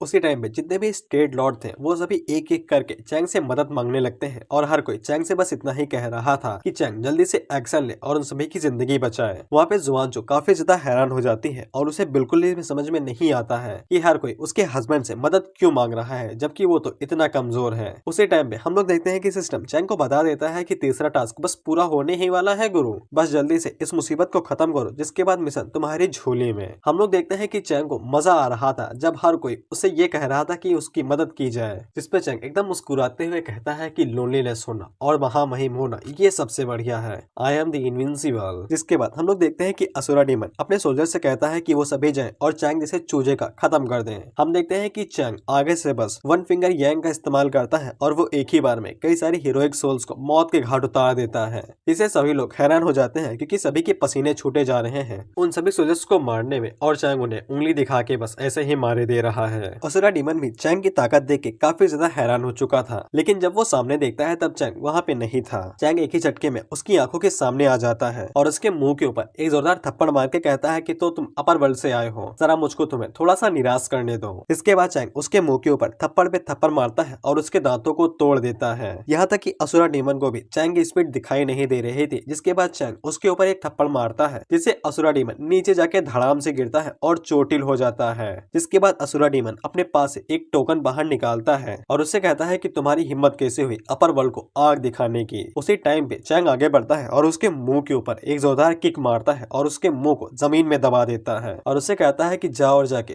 दूध पी के आ। विंड स्टेट का लॉर्ड अपने मन के अंदर सोचता है कि इसने रूम के अंदर अपनी पूरी ताकत को रिलीज नहीं किया था, नहीं तो हम सभी उसके हाथों से ही मारे जाते हैं। हम लोग देखते हैं कि चैंग की पावर की वजह से वहाँ पे तूफान आ जाता है और जो भी लोग थे वो सभी पीछे खिसकने लगते हैं। इसी टाइम पे जुआनचो को पता चल जाता है कि चैंग असली चैंग है और फिर सेट की जो पैट्रियाज थे उन्हें पछतावा हो रहा था कि उन्होंने चैंग के साथ गलत व्यवहार किया। उसी टाइम पे जुआनचो का सर चकराने लगता है और उसे पता चल जाता है कि उसका हस्बैंड कोई गीली मछली नहीं था, वो एक बहुत बड़ी शार्क था। इसके बाद चैंग असुरा डीमन को गले से पकड़ता है और उसे ऊपर उठा देता है और उससे पूछता है कि जरा बताओगे कि सभी लोग रिकार्नेशन हो के नीचे क्यों आ रहे हैं। लेकिन असुरा डीमन चैंग के ऊपर थूकता है और उसे कहता है कि अभी बताता हूँ। जिसके बाद उसने हाथों में जो टोकन पकड़ रखा था वो उसको तोड़ देता है। जिसके बाद वो अपने एल्डर फाटियान को वहाँ पे बुलाता है और फाटियान को जो ऑरा था उससे सभी लोग डरने लगते हैं क्योंकि वो बहुत ज्यादा शक्तिशाली था। यहाँ तक कि चैंग को भी महसूस हो जाता है कि उसका अगला अपोनेंट कोई छोटी मछली नहीं है, बहुत दिक्कत होने वाली है। उसी टाइम पे हम लोग देखते हैं कि ऊपर से एक बिजली गिरती है और कोई एरिना के अंदर एंट्री मारता है और उसका जो प्रेशर था वो चैंग से भी ज्यादा शक्तिशाली था। इसीलिए चीजों का लॉर्ड अपने मन के अंदर सोचता है कि वो लोग गए, अब उन्हें बचाने वाला यहाँ पे कोई भी नहीं है।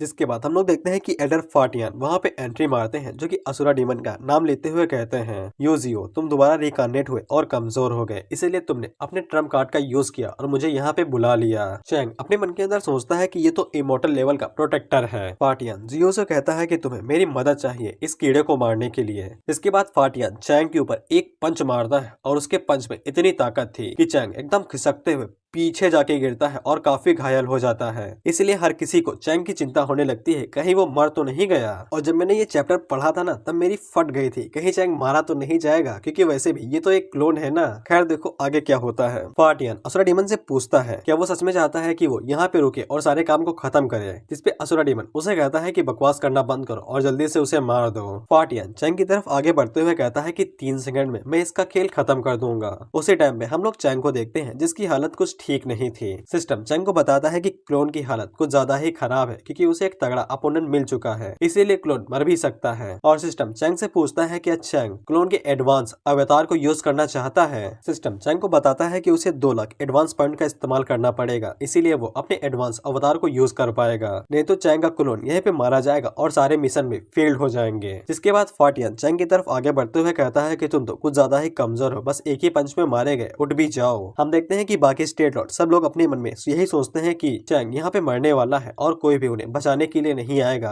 असुरा डीमन चैंग से कहता है कि वही इमोर्टल स्लेयर है, जिसने 12 के 12 इमोर्टल्स को मार दिया था, लेकिन कॉन्टिनेंट के अंदर लॉ की वजह से उनकी पावर कम हो चुकी थी। लेकिन फाटियान के ऊपर लॉ का कोई भी असर नहीं है, इसीलिए वो पूरी तरीके से तैयार है चैंग को मारने के लिए और उसकी पावर जरा सा भी कम नहीं होगी। फाटियान चैंग से कहता है कि वो अपनी पूरी ताकत से चैंग के ऊपर हमला करने वाला है और चैंग में अपनी पूरी ताकत से उसे दिखाए कि लोअर वर्ल्ड के अंदर सबसे शक्तिशाली इमोर्टल स्लेयर कितना ज्यादा शक्तिशाली है। क्या वो उसके कई सारे अटैक्स को झेल भी सकता है या फिर सिर्फ 2 ही अटैक में मारा जाएगा। उसी टाइम में हम लोग देखते हैं कि जुआनचू फाटियान के ऊपर हमला करने के लिए आगे बढ़ रही थी। उसी टाइम पे उसके ऊपर सोल सोल्जर अटैक कर देते हैं और उसे मारने वाले थे। असुरा डीमन भी उन सभी लोगों से कहता है कि वो जल्दी से आगे बढ़े और जितने भी इमोर्टल लॉर्ड्स हैं उन सभी को मार दें। उसी टाइम पे हम लोग चैंग को देखते हैं, जो कि 3 लाख पॉइंट का इस्तेमाल करता है और उसका क्लोन एडवांस क्लोन बन जाता है, जिसके पास इमोर्टल जनरल की पीक जितनी कल्टीवेशन थी। जिसके बाद चैंग आगे की तरफ बढ़ते हुए कहता है कि अपर वर्ल्ड के कुत्ते कुछ ज्यादा ही भौंकने लगे हैं, एक पंच का मार लिया, खुद को महामहिम समझने लगे हैं। आगे से चैंग के ऊपर हमला करते हुए कहता है कि वो चैंग को यहीं पे मार देगा, लेकिन चैंग जल्दी से आगे बढ़ता है और उसके पेट के ऊपर एक जोरदार किक मारता है, जिससे फाटियान की हालत बिल्कुल खराब हो जाती है और वो पीछे जाके एरिना की दीवार से जाके टकराता है।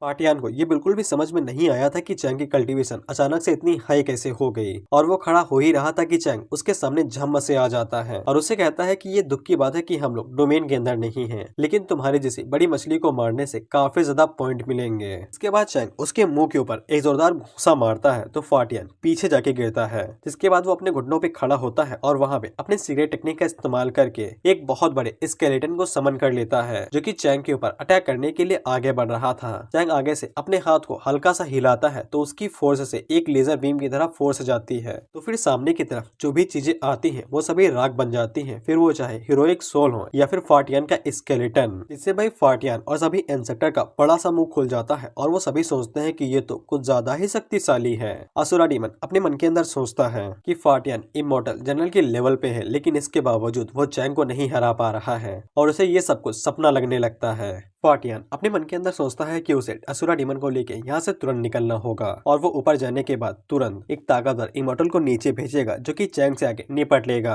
जिसके बाद फाटियान असुरा डीमन को पकड़ता है और उसे लेके भागने की कोशिश करने लगता है। चैंग उसके ऊपर हमला करते हुए कहता है क्या तुम्हें सच में लगता है तुम यहाँ से भाग सकते हो। इसके बाद चैंग वन फिंगर यांग टेक्निक का इस्तेमाल करता है और फाटियान के ऊपर उसे शूट करता है और वो फिंगर एक ही बार में फाटियान के चेहरे को चीरते हुए उसके पार निकल जाती है और फाटियान वहीं पे मारा जाता जाता है। असुरा डीमन अपने घुटनों पे आ जाता है और वो चैंग से माफी की भीख मांगने लगता है। चैंग उससे कहता है कि माफ सिर्फ एक ही शर्त पे किया जाएगा, मुझे ये बताओ कि सारे इमोर्टल और लोअर वर्ल्ड के अंदर क्यों आना चाहते हैं और उन सभी का मकसद क्या है। असुरा डीमन अपने मन के अंदर सोचता है कि फाटियन पहले ही मारा जा चुका है, हीरोइक सोल इसके सामने कुछ भी नहीं कर पाएंगे, जिंदा रहने का बस यही मौका है कि इसे सब कुछ सच सच बता दिया जाए। असुरा डीमन चैंग को बताता है कि उनका असली मकसद यहाँ पे नीचे आके क्योसो के ट्राइपॉड को पकड़ना है। चैंग उससे पूछता है कि तुम लोग उन्हें पकड़ने के बाद क्या करोगे। असुरा डीमन चैंग को बताता है कि जो कोई भी अपर वर्ल्ड से क्योसो इवेंट के ऊपर कब्जा कर लेगा और यहाँ का लॉर्ड बन जाएगा तो फिर उसे काफी ज्यादा मदद मिलेगी, जिससे वो अपर वर्ल्ड के अंदर इमॉर्टल लॉर्ड बनने के लिए उसे एक कदम की तरफ बढ़ा दिया जाएगा। बेसिकली लोअर वर्ल्ड के अंदर तुम्हारे पास जितने ज्यादा कॉन्टिनेंट होंगे राज करने के लिए, अपर वर्ल्ड में तुम्हारे पास उतना ज्यादा दबदबा होगा और तुम इमॉर्टल लॉर्ड बन सकते हो। और इमॉर्टल लॉर्ड सबसे हाईएस्ट पोस्ट है अपर वर्ल्ड के अंदर और इसी के पास सबसे ज्यादा कल्टीवेशन होती है। असुरा डीमन चैंग को ये भी बता देता है कि उसे जोड़ के यहाँ पे पहले ही कई सारे इमॉर्टल हैं जो कि क्योसो कॉन्टिनेंट के अंदर पैदा हो चुके हैं और यहाँ पे एक रेस शुरू हो चुकी है कि कौन क्योसो ट्राइपॉड के ऊपर कब्जा करेगा और लोअर वर्ल्ड के ऊपर डोमिनेट करेगा। अगर तुम्हें अभी भी ट्राइपॉड समझ में नहीं आया है तो फिर नौकेनो स्टेट लॉर्ड्स के जब पावर को मिला दिया जाएगा और वो नौकेनो अपनी पावर्स को किसी ऐसे पर्सन को देंगे तो फिर वो हेवनली दाव को कंट्रोल करने के लिए मान लिया जाएगा और वो क्योसो कॉन्टिनेंट का नया लॉर्ड बन जाएगा। जिससे चैंग को याद आता है कि सिस्टम ने भी उसे ऐसा ही करने के लिए कहा था और जब सभी स्टेट लॉर्ड्स को मारने जा रहा था तो सिस्टम ने उसे रोक दिया था, नहीं तो वो कभी भी टास्कों को पूरा न कर पाता। असुरा डीमन चैंग से कहता है कि मैंने तुम्हें सब कुछ सच सच बता दिया है तो क्या तुम अब मुझे जाने दे सकते हो। चैंग उसे जला के मार देता है और उसे कहता है कि बेशक जाओ ना। जिसके बाद अगला सीन अपर वर्ल्ड का होता है और हम लोग वहाँ पे असुरा इमोर्टल डोमेन को देखते हैं जहाँ पे एक सर्वेंट आके सीटियन जो कि इमोर्टल असुरा डोमेन का लॉर्ड है उसे बताता है कि असुरा डीमन का रिकार्नेशन और फाटियन दोनों ही मारे जा चुके हैं और उनकी सोल का कोई भी निशान नहीं है। सीटियन इस बात से काफी ज्यादा गुस्सा हो जाता है कि उन दोनों ने उसकी पूरी बेइज्जती करा दी है अपर वर्ल्ड के अंदर बेफालतू में एक लोअर वर्ल्ड के चीटी के हाथों मर के। जिसके बाद वो अपने सर्वेंट से कहता है कि जाओ और जाके होंगलो को बोल दो कि मुझे बहुत जरूरी काम है और उसे तुरंत यहाँ पे भेज दिया जाए। सीटियन अपने मन के अंदर सोचता है कि उसे जल्दी से जल्दी एक दूसरे रिकार्नेशन को लोअर वर्ल्ड के अंदर भेजना होगा, नहीं तो बाकी जितने भी इमॉर्टल डोमेन के होल्डर्स हैं वो सभी उसके ऊपर हंसने लगेंगे और उसकी बेइज्जती करना शुरू कर देंगे। और वो आखिर में कहता है कि क्योसो ट्रेजरलैंड सिर्फ मेरा है और किसी का नहीं है। इसके बाद हम लोग नियॉन इमॉर्टल डोमेन को देखते हैं जहाँ पे एक सर्वेंट किसी इमॉर्टल लॉर्ड से कहती है कि असुरा इमॉर्टल डीमन के जो दो लोग नीचे गए थे उन्हें किसी लोअर वर्ल्ड के बंदे ने मार दिया है और उनकी सोल दोबारा रिकनेक्ट नहीं हो पा रही है। जिसपे वो बंदी आगे से कहती है तो फिर इसका मतलब ये हुआ कि मेरा जो रिकार्नेशन है उसके लिए एक कॉम्पिटिटर कम हो गया है। वो सर्वेंट आगे से कहती है कि मुझे कुछ भी समझ में नहीं आया है लेकिन उन दोनों को एक लोअर वर्ल्ड के इमॉर्टल स्लेयर ने मार दिया है और उसके पास इतनी ज्यादा ताकत थी कि वो फाटियान की पूरी ताकत को सरपास कर गया और उसे आसानी के साथ मार दिया। वो लड़की आगे से कहती है कि क्योसो के लैंड के अंदर कई सारे ट्रेजर्स होंगे, इसीलिए सभी इमॉर्टल डोमेन के लॉर्ड्स उस जगह पे जाना चाहते हैं और उसे अपना बनाना चाहते हैं। जिसके बाद वो लड़की अपने सर्वेंट से कहती है कि हमारे गार्डियन को यहाँ पे बुलाओ और जितना हो सके उतना चैंग को अवॉइड करने की कोशिश करो ताकि हम लोग अपने सक्सेसफुल के रेट को और ज्यादा बढ़ा सके। और उसी टाइम में हम लोग चैंग को देखते हैं सिस्टम उसे बताता है कि उसने असुरा डीमन की रिकार्नेशन को मार दिया है तो फिर उसको 20,000 पॉइंट मिले हैं। लेकिन चैंग सिस्टम से कहता है कि इतनी जल्दी क्या है, यहाँ पे अभी कई सारी हीरोइक सोल बची हुई हैं। इसके बाद चैंग वहाँ पे माइटी हेवनली ड्रैगन को बुलाता है। वो ड्रैगन आगे बढ़ता है और जितनी भी बची कुची सोल्स थी वो उन सभी को एक ही बार में डिस्ट्रॉय कर देता है। इससे चैंग को काफी सारे पॉइंट मिलते हैं और वो काफी ज्यादा खुश हो जाता है। इसके बाद आसपास की जितनी भी लड़कियां थी वो सभी चैंग का गुण गाने लगती हैं। उसी टाइम पे सिस्टम चैंग के पास आता है और वो चैंग को बताता है कि उसने सारे मिशंस को पूरा कर लिया है, इसीलिए उसको रिवॉर्ड के तौर पे 3 मिलियन फील्ड पॉइंट दिए जाते हैं। और चैंग इस बात से काफी ज्यादा खुश हो जाता है और वो खुशी के मारे इधर उधर नाचना शुरू कर देता है। उसी टाइम पे जुआनचो भागते हुए चैंग के पास आती है और उससे पूछती है क्या तुम ठीक हो। चैंग उसको देख के काफी हैरान हो चुका था क्योंकि वो पूरा रास्ता भागते हुए यहाँ पे आई थी। लेकिन चैंग उससे कहता कि उससे पहले ही मियाओ वहाँ पे आती है और वो चैंग के ऊपर चढ़ जाती है और उससे कहती है कि मियाओ को चैंग की चिंता हो रही थी। चैंग उससे पूछता है कि तुम कहाँ पे थी इतने टाइम तक, लेकिन वो तुरंत उसे उठा के बाहर फेंक देता है और वो जुआनचो से कहता है कि मेरा इसे कोई लेना देना नहीं है, यही मेरे ऊपर कूदी थी। लेकिन जुआनचो आगे बढ़ती है और वो चैंग को गले लगा लेती है और उससे पूछती है क्या वो ठीक है, उसे चोट तो नहीं लगी है, क्या उसे पेट में दर्द हो रहा है। और जुआनचो को चैंग की सच में काफी ज्यादा दिक्कत हो रही थी। चैंग उसे कहता है कि ज्यादा दिक्कत नहीं है, बस हल्की फुल्की चोटें लगी है और थोड़ी देर बाद वो फिर से ठीक हो जाएंगी। लेकिन उसी टाइम पे चैंग को सिस्टम की बातें याद आती है और सिस्टम चैंग से पूछता है कि अब आगे क्या करना है। सिस्टम चैंग को बताता है कि सारे मिशन पूरे होने के बाद नियम ये कहता है कि जितने भी कैरेक्टर है उन्हें उनके असली ओरिजिन पे चले जाना है। लेकिन लेकिन अगर वो दोनों फिर भी फोर्सफुली खुद से मिलने की कोशिश करते हैं तो फिर उन दोनों के ऊपर ही बहुत बड़ा बैड लक गिरेगा। जुआनचू का लक ऐसे ही काफी ज्यादा कमजोर है। अगर चैंग उसे फोर्सफुली मिलने की कोशिश करता है फिर तो वो बर्बाद हो जाएगी। इसीलिए सिस्टम चैंग को बस यही नसीहत देता है कि वो जल्दी से यहाँ का सारा काम खत्म करके अपनी ओरिजिनल बॉडी में फिर से वापस चला जाए। और सिस्टम चैंग को वार्न देता है कि अगर चैंग जबरदस्ती जुआनचू के साथ ज्यादा जुड़ने की कोशिश करता है तो फिर वो सभी लोग प्रोफेशनल ट्रेंड है और वो होस्ट को कभी भी उनके रूल्स के खिलाफ जाने नहीं देंगे। बेसिकली सिस्टम चैंग से कहता है कि औकात में रहो, हमने बनाया है तुम्हें बाहुबली। सिस्टम चैंग से कहता है कि साले तुझे तो मैं बाद में देख लूंगा। जिसके बाद चैंग आगे बढ़ता है और वो जुआनचू को पीछे करके कहता है कि थोड़ा सा हद में रहो और अपने आप को संभालो। उसी टाइम पे जितना भी 9 स्टेट्स के लॉर्ड थे वो सभी अपने अपने बर्तन ऊपर उठाते हैं और चैंग से कहते हैं कि वो सभी चैंग को अपना नया लॉर्ड मानते हैं और उसे वो क्योसो का हेवनली प्रोटेक्टर बनाना चाहते हैं। लेकिन चैंग उन्हें साफ मना कर देता है और अपने मन के अंदर सोचता है कि सालो तुम मुझे एक सील की तरह इस्तेमाल करना चाहते हो, मैं ऐसा नहीं होने दूंगा। मिंग ही आगे से कहती है कि सिर्फ चैंग ही है जो कि इस पूरे लोअर वर्ल्ड को बचा सकता है और उनके खिलाफ इमॉर्टल से लड़ सकता है और वो सभी लोग चैंग के लिए कुछ भी करने को राजी है, फिर वो चाहे सही हो या फिर गलत हो। चैंग उन लोगों से कहता है कि अगर ऐसी बात है तो फिर जरा मुझे तुम लोगों की सिंसियरिटी देखने दो।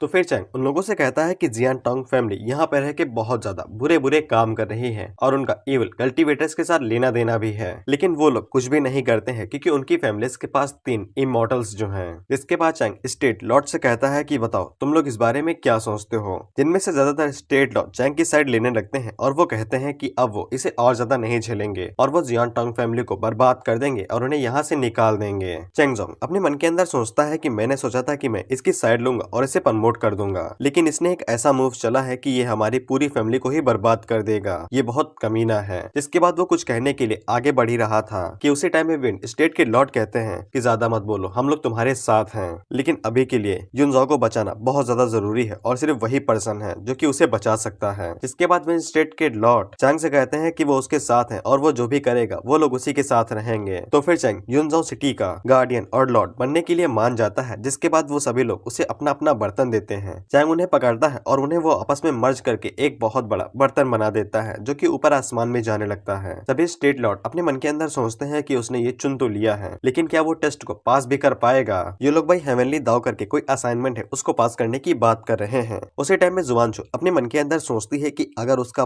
पति अगर युनजाओ का लॉर्ड बन गया तो फिर उन दोनों के बीच में जो रिलेशन गैप है वो और भी ज्यादा बड़ा हो जाएगा। और हमें पता चलता है कि टेस्ट लेने के लिए और कोई नहीं सुप्रीम थंडर आ रही थी और वो इस बात से काफी ज्यादा खुश थी कि लाखों सालों बाद कोई तो ऐसा आया है जो कि हेवनली प्रोटेक्टर बनने के लिए काबिल है। लेकिन वो जैसे ही चैंग को नीचे खड़ा देखती है तो वो उससे पूछते हैं कि तुम फिर से कैसे आ गए। चैंग उसे कहता है कि तुम तो मेरे पुराने दोस्त हो और क्या तुम सच में मुझे टेस्ट करना चाहते हो। जिस पे सुप्रीम थंडर आगे से कहती है कि बिल्कुल भी नहीं, तुम तो मेरे फादर हो और हम दोनों अच्छे दोस्त हैं। इसके बाद सुप्रीम थंडर चैंग को पास कर देती है और वो बड़ी आसानी के साथ हेवनली प्रोटेक्टर बन जाता है, जिससे सभी स्टेट लॉर्ड काफी ज्यादा हैरान हो जाते हैं। वहीं पे चैंग को काफी ज्यादा ऐसा महसूस होता है कि उसके पास क्योसो इवेंट का जितना भी कतरा है वो सभी उसे महसूस हो रहा था और उसे ऐसा महसूस होता है कि वो हेवन की इच्छा को भी कंट्रोल कर सकता है। जिसके बाद चैंग इसी तरह से लॉर्ड ऑफ क्योसो बन जाता है। वो सभी विंड स्टेट उसे ग्रेट करते हैं तो चैंग उनसे कहता है कि इतना पोलाइट होने की जरूरत नहीं है। जिसके बाद सिस्टम चैंग को बताता है कि उसने काफी सारे मिशन को पूरा कर लिया है और उसे काफी ज्यादा फील्ड पॉइंट मिले हैं और सिस्टम चैंग से पूछता है क्या वो सिस्टम को अपग्रेड करना चाहता है, जिसपे चैंग कर देता है।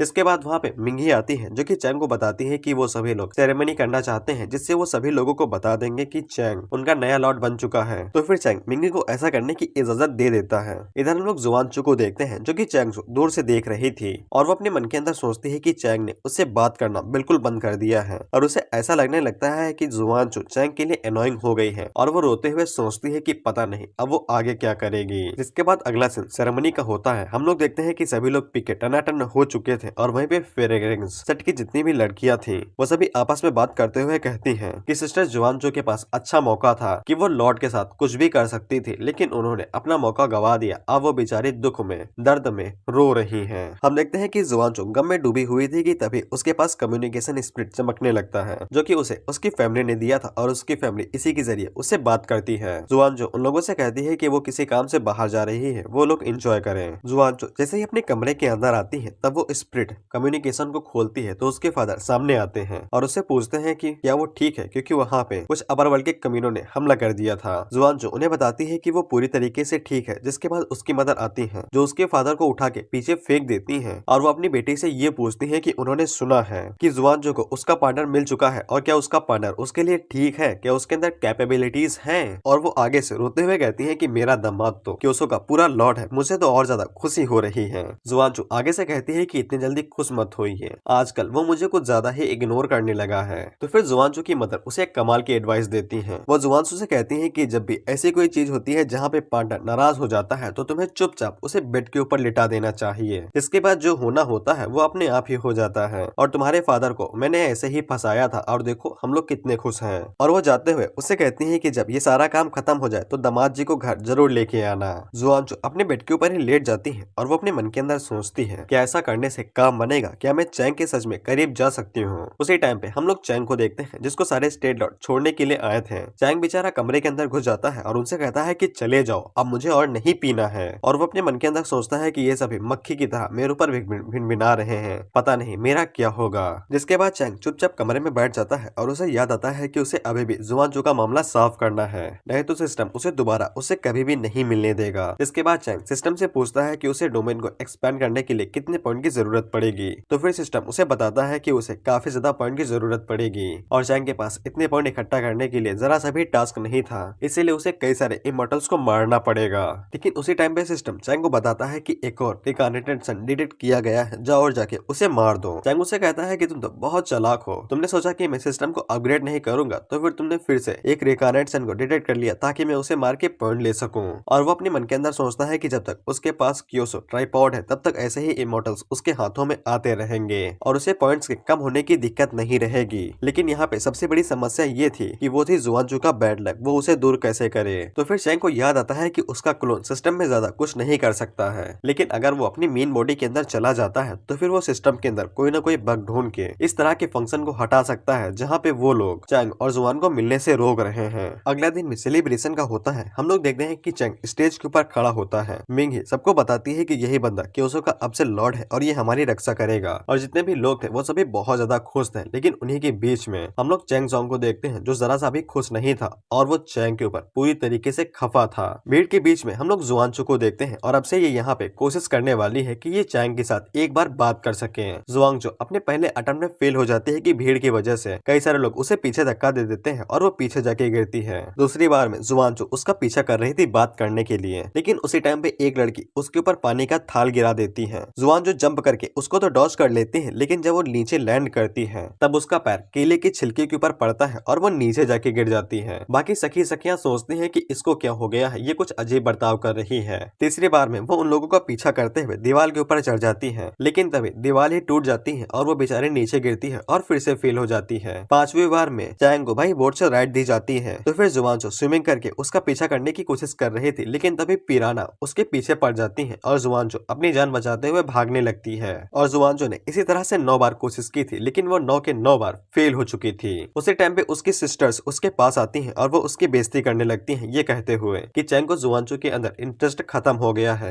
इसीलिए वो उसके ऊपर जरा सा भी भाव नहीं दे रहा है। और जुआनचो चाहे जितनी भी कोशिश कर ले, लेकिन वो कभी भी चैंग के पास अब दोबारा नहीं जा पाएगी। और वो सिस्टर आगे से जुआनचो से कहती है कि वो आज चैंग को इनवाइट करने वाली है उसके साथ मजे करने के लिए। जुआनचो को इस बात से गुस्सा आ जाता है और वो उस लड़की को पकड़ के दीवार पे लगा देती है और उसके गले के ऊपर शॉट रख के उसे घूरते हुए कहती है कि ऐसा करने के बारे में सोचना भी नहीं तो तुम्हारी जान ले लूंगी। इसके बाद जुआनचो वहाँ से जाने लगती है तो दोनों सिस्टर उसे कहते हैं कि हम तो मजाक कर रहे थे और वैसे भी वो तो तुम्हारा हमेशा से ही था। लेकिन उसी टाइम पे जुआनचो के सर के ऊपर एक गमला आके गिरता है और वो फिर से फेल हो जाती है। जिसके अगले सीन में हम लोग देखते हैं कि जुआनचो चैंग के कमरे के बाहर खड़ी थी और वो उसके अंदर जाने का इंतजार कर रही थी ताकि वो भी उसके बाद अंदर जा सके।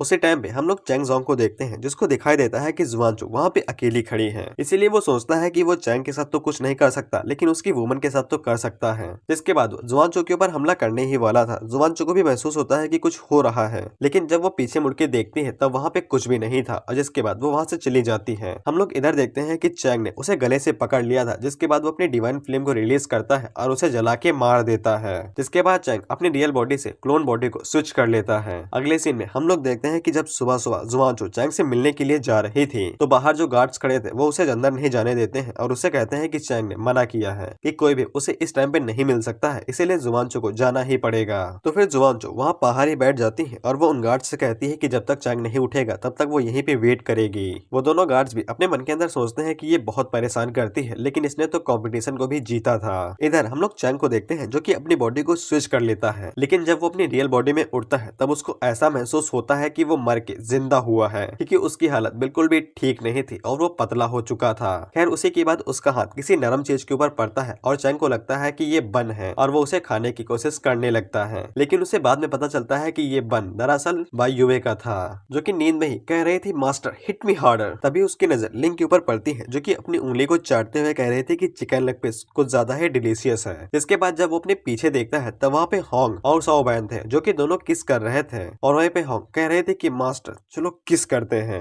तभी चैंग को एक और बात पता चलती है कि बेड टूटा हुआ है और वो अपने मन के अंदर सोचता है कि यहाँ पे आखिर चल क्या रहा था। तभी उसे महसूस होता है कि किसी ने उसकी उस चीज का धागा तोड़ दिया है। खैर चैंग इस बात को गोली मारता है, जिसके बाद वो बाहर निकल जाता है जुआ जो कि मैटर को सॉल्व करने के लिए, क्योंकि 20 सालों बाद चैंग को किसी लड़की ने पसंद किया है लेकिन सिस्टम उसे मिलने नहीं दे रहा है। चैंग बाहर जाता है और वो सिस्टम के हर फंक्शन का इस्तेमाल करते हुए सिस्टम की कोडिंग को ही चेंज कर देता है और उसे कहता है कि तुम मेरे गुलाम हो, मैं तुम्हारा नहीं। इसके बाद वो सिस्टम को भी मैनिपुलेट कर देता है और फंक्शन को चेंज कर देता है, जिससे जुआनचो का जो बैड लक था वो हट जाता है और चैंग अब उससे अच्छे से मिल सकता है और बातें कर सकता है। तो फिर सिस्टम भी चैंग के ऊपर गुस्सा होने लगता है और उसे कहता है कि सारे तेरी वजह से मुझे अपनी पूरी कोडिंग चेंज करनी पड़ी है, मैं तुझसे बात नहीं करूंगा। उसी टाइम पे हम लोग आसमान में देखते हैं, तब वहाँ पे एक इमोर्टल गेट खुलता है। उसके अंदर से यूजन बाहर निकलती है जो कि लोअर वर्ल्ड के अंदर आई है इमोर्टल फ्रूट लेने के लिए, लेकिन उसे पता चलता है कि यहाँ की स्पिरिचुअल एनर्जी कुछ ज्यादा ही कम है और उसे यकीन नहीं था कि यहाँ पे इमोर्टल ट्री उग भी सकता है। लेकिन इसके बावजूद वो आगे बढ़ के चेक करने लगती है क्योंकि उसे तुरंत अपर वर्ल्ड वापस जाना था। जिसके बाद हम उन चारों को देखते हैं जो कि आराम से सो रही थी। तभी वो अपना हाथ आगे बढ़ा के बॉडी को चेक करती हैं और उन्हें जब पता चलता है कि चैंग की बॉडी वहाँ पे नहीं है तो वो तीनों अचानक से उठ जाती हैं और चिल्ला के कहती है कि बॉडी कहाँ पे गई। जिसके बाद वो चारों भागते हुए बाहर निकलती है और कहती है कि बॉडी कहाँ के गई। जिसके बाद वो तीनों नीचे गिर जाती है और तभी चैंग उनके सामने आता है और उसे कहता है क्या हुआ, क्या अच्छे से सोई थी। वो चारों जैसे ही चैंग को जागा हुआ देखती है तो वो भागते हुए उसके पास चली जाती है और उसे गले लगा लेती है और उसे रोते हुए कहती है कि उन्होंने चैंग को काफी ज्यादा मिस किया, लेकिन उन्हें यकीन नहीं होता है कि ये चैंग की असली बॉडी है। इसीलिए वो चारों मिलकर चैंग के गालों को इधर उधर खींचने लगती हैं, जिससे चैंग को गुस्सा आ जाता है। जिसके बाद चैंग उन चारों के ऊपर धमाधम घूंसे मारता है और उन चारों को ही शांत कर देता है, जिससे उन्हें यकीन हो जाता है कि ये सच में असली चैंग है और वो तीनों उसे गले लगा लेती हैं और कहती हैं कि उन्होंने उसे सच में काफी ज्यादा मिस किया। चैंग उन लोगों से कहता है कि इस बात को मारो गोली, अच्छा हुआ कि मैं मरा नहीं तो तुम लोग तो मुझे मार ही देते। वहीं पे होंग चैंग से कहती है कि अब वो अगली बार उसके क्लोन के साथ चल सकती है क्योंकि वो कंट्रोल नहीं कर पाती है। लेकिन चैंग उन सभी बातों को इग्नोर करते हुए उनसे पूछता है सबसे पहले ये बताओ कि मेरे कपड़े किसने बदले थे और मेरे साथ तुम लोगों ने क्या क्या किया था। स्पिलिंग और होंग आगे से सीरियस सा चेहरा बन जाता है और वो तीनों नीचे की तरफ देखने लगती हैं। चैंग अपने मन के अंदर सोचता है देखो तो इन्हें कैसा चेहरा बना लिया, इनके चेहरे के ऊपर सब कुछ लिखा हुआ है। उसी टाइम में bai युवे आगे बढ़ती है और वो चैंग को बताती है कि उसने चैंग के कपड़े बदले थे और वो आगे कुछ बताने ही वाली थी कि उसी टाइम पे होंग उसके मुंह के ऊपर हाथ रख देती है। जिसके बाद लिंग और होंग दोनों bai युवे को पकड़ते हैं और वहाँ से ले जाने लगते हैं और जाते हुए चैंग से कहते हैं कि वो वापस आकर चैंग को बहुत अच्छा सा जवाब देंगे। चैंग आगे से अजीब सा शक्ल बना के कहता है कि ठीक है, आके आंसर जरूर देना। अगले सीन में हम लोग देखते हैं कि चैंग नहाने के लिए जा रहा था। उसी टाइम पे bai युवे उसके पास आती है और वो उससे कहती है कि उसने किसी तरह की दवाई खा ली थी, इसलिए उसकी बॉडी पॉइजन हो गई है और वो चैंग को आगे से विम यानी कि चाबुक देते हुए कहती है कि चैंग इसका इस्तेमाल करके उसकी मेरिडियंस को प्यूरिफाई कर दे। चैंग आगे से अपना हाथ बढ़ाता है और कहता है कि अच्छा ऐसी बात है, लेकिन वो आगे से 2-3 पिल निकालता है और वो bai युवे को देते हुए कहता है कि तुम इनका इस्तेमाल कर लो, इससे तुम्हारी बॉडी पूरी तरीके से प्यूरिफाई हो जाएगी। इसके बाद वो bai युवे को बाहर निकाल देता है। bai युवे अपने मन के अंदर यही सोचते हैं कि वो अगली बार इस मिशन को पूरा सक्सेसफुल करके ही रहेगी और वैसे bai युवे का मिशन सक्सेसफुली फेल्ड हुआ।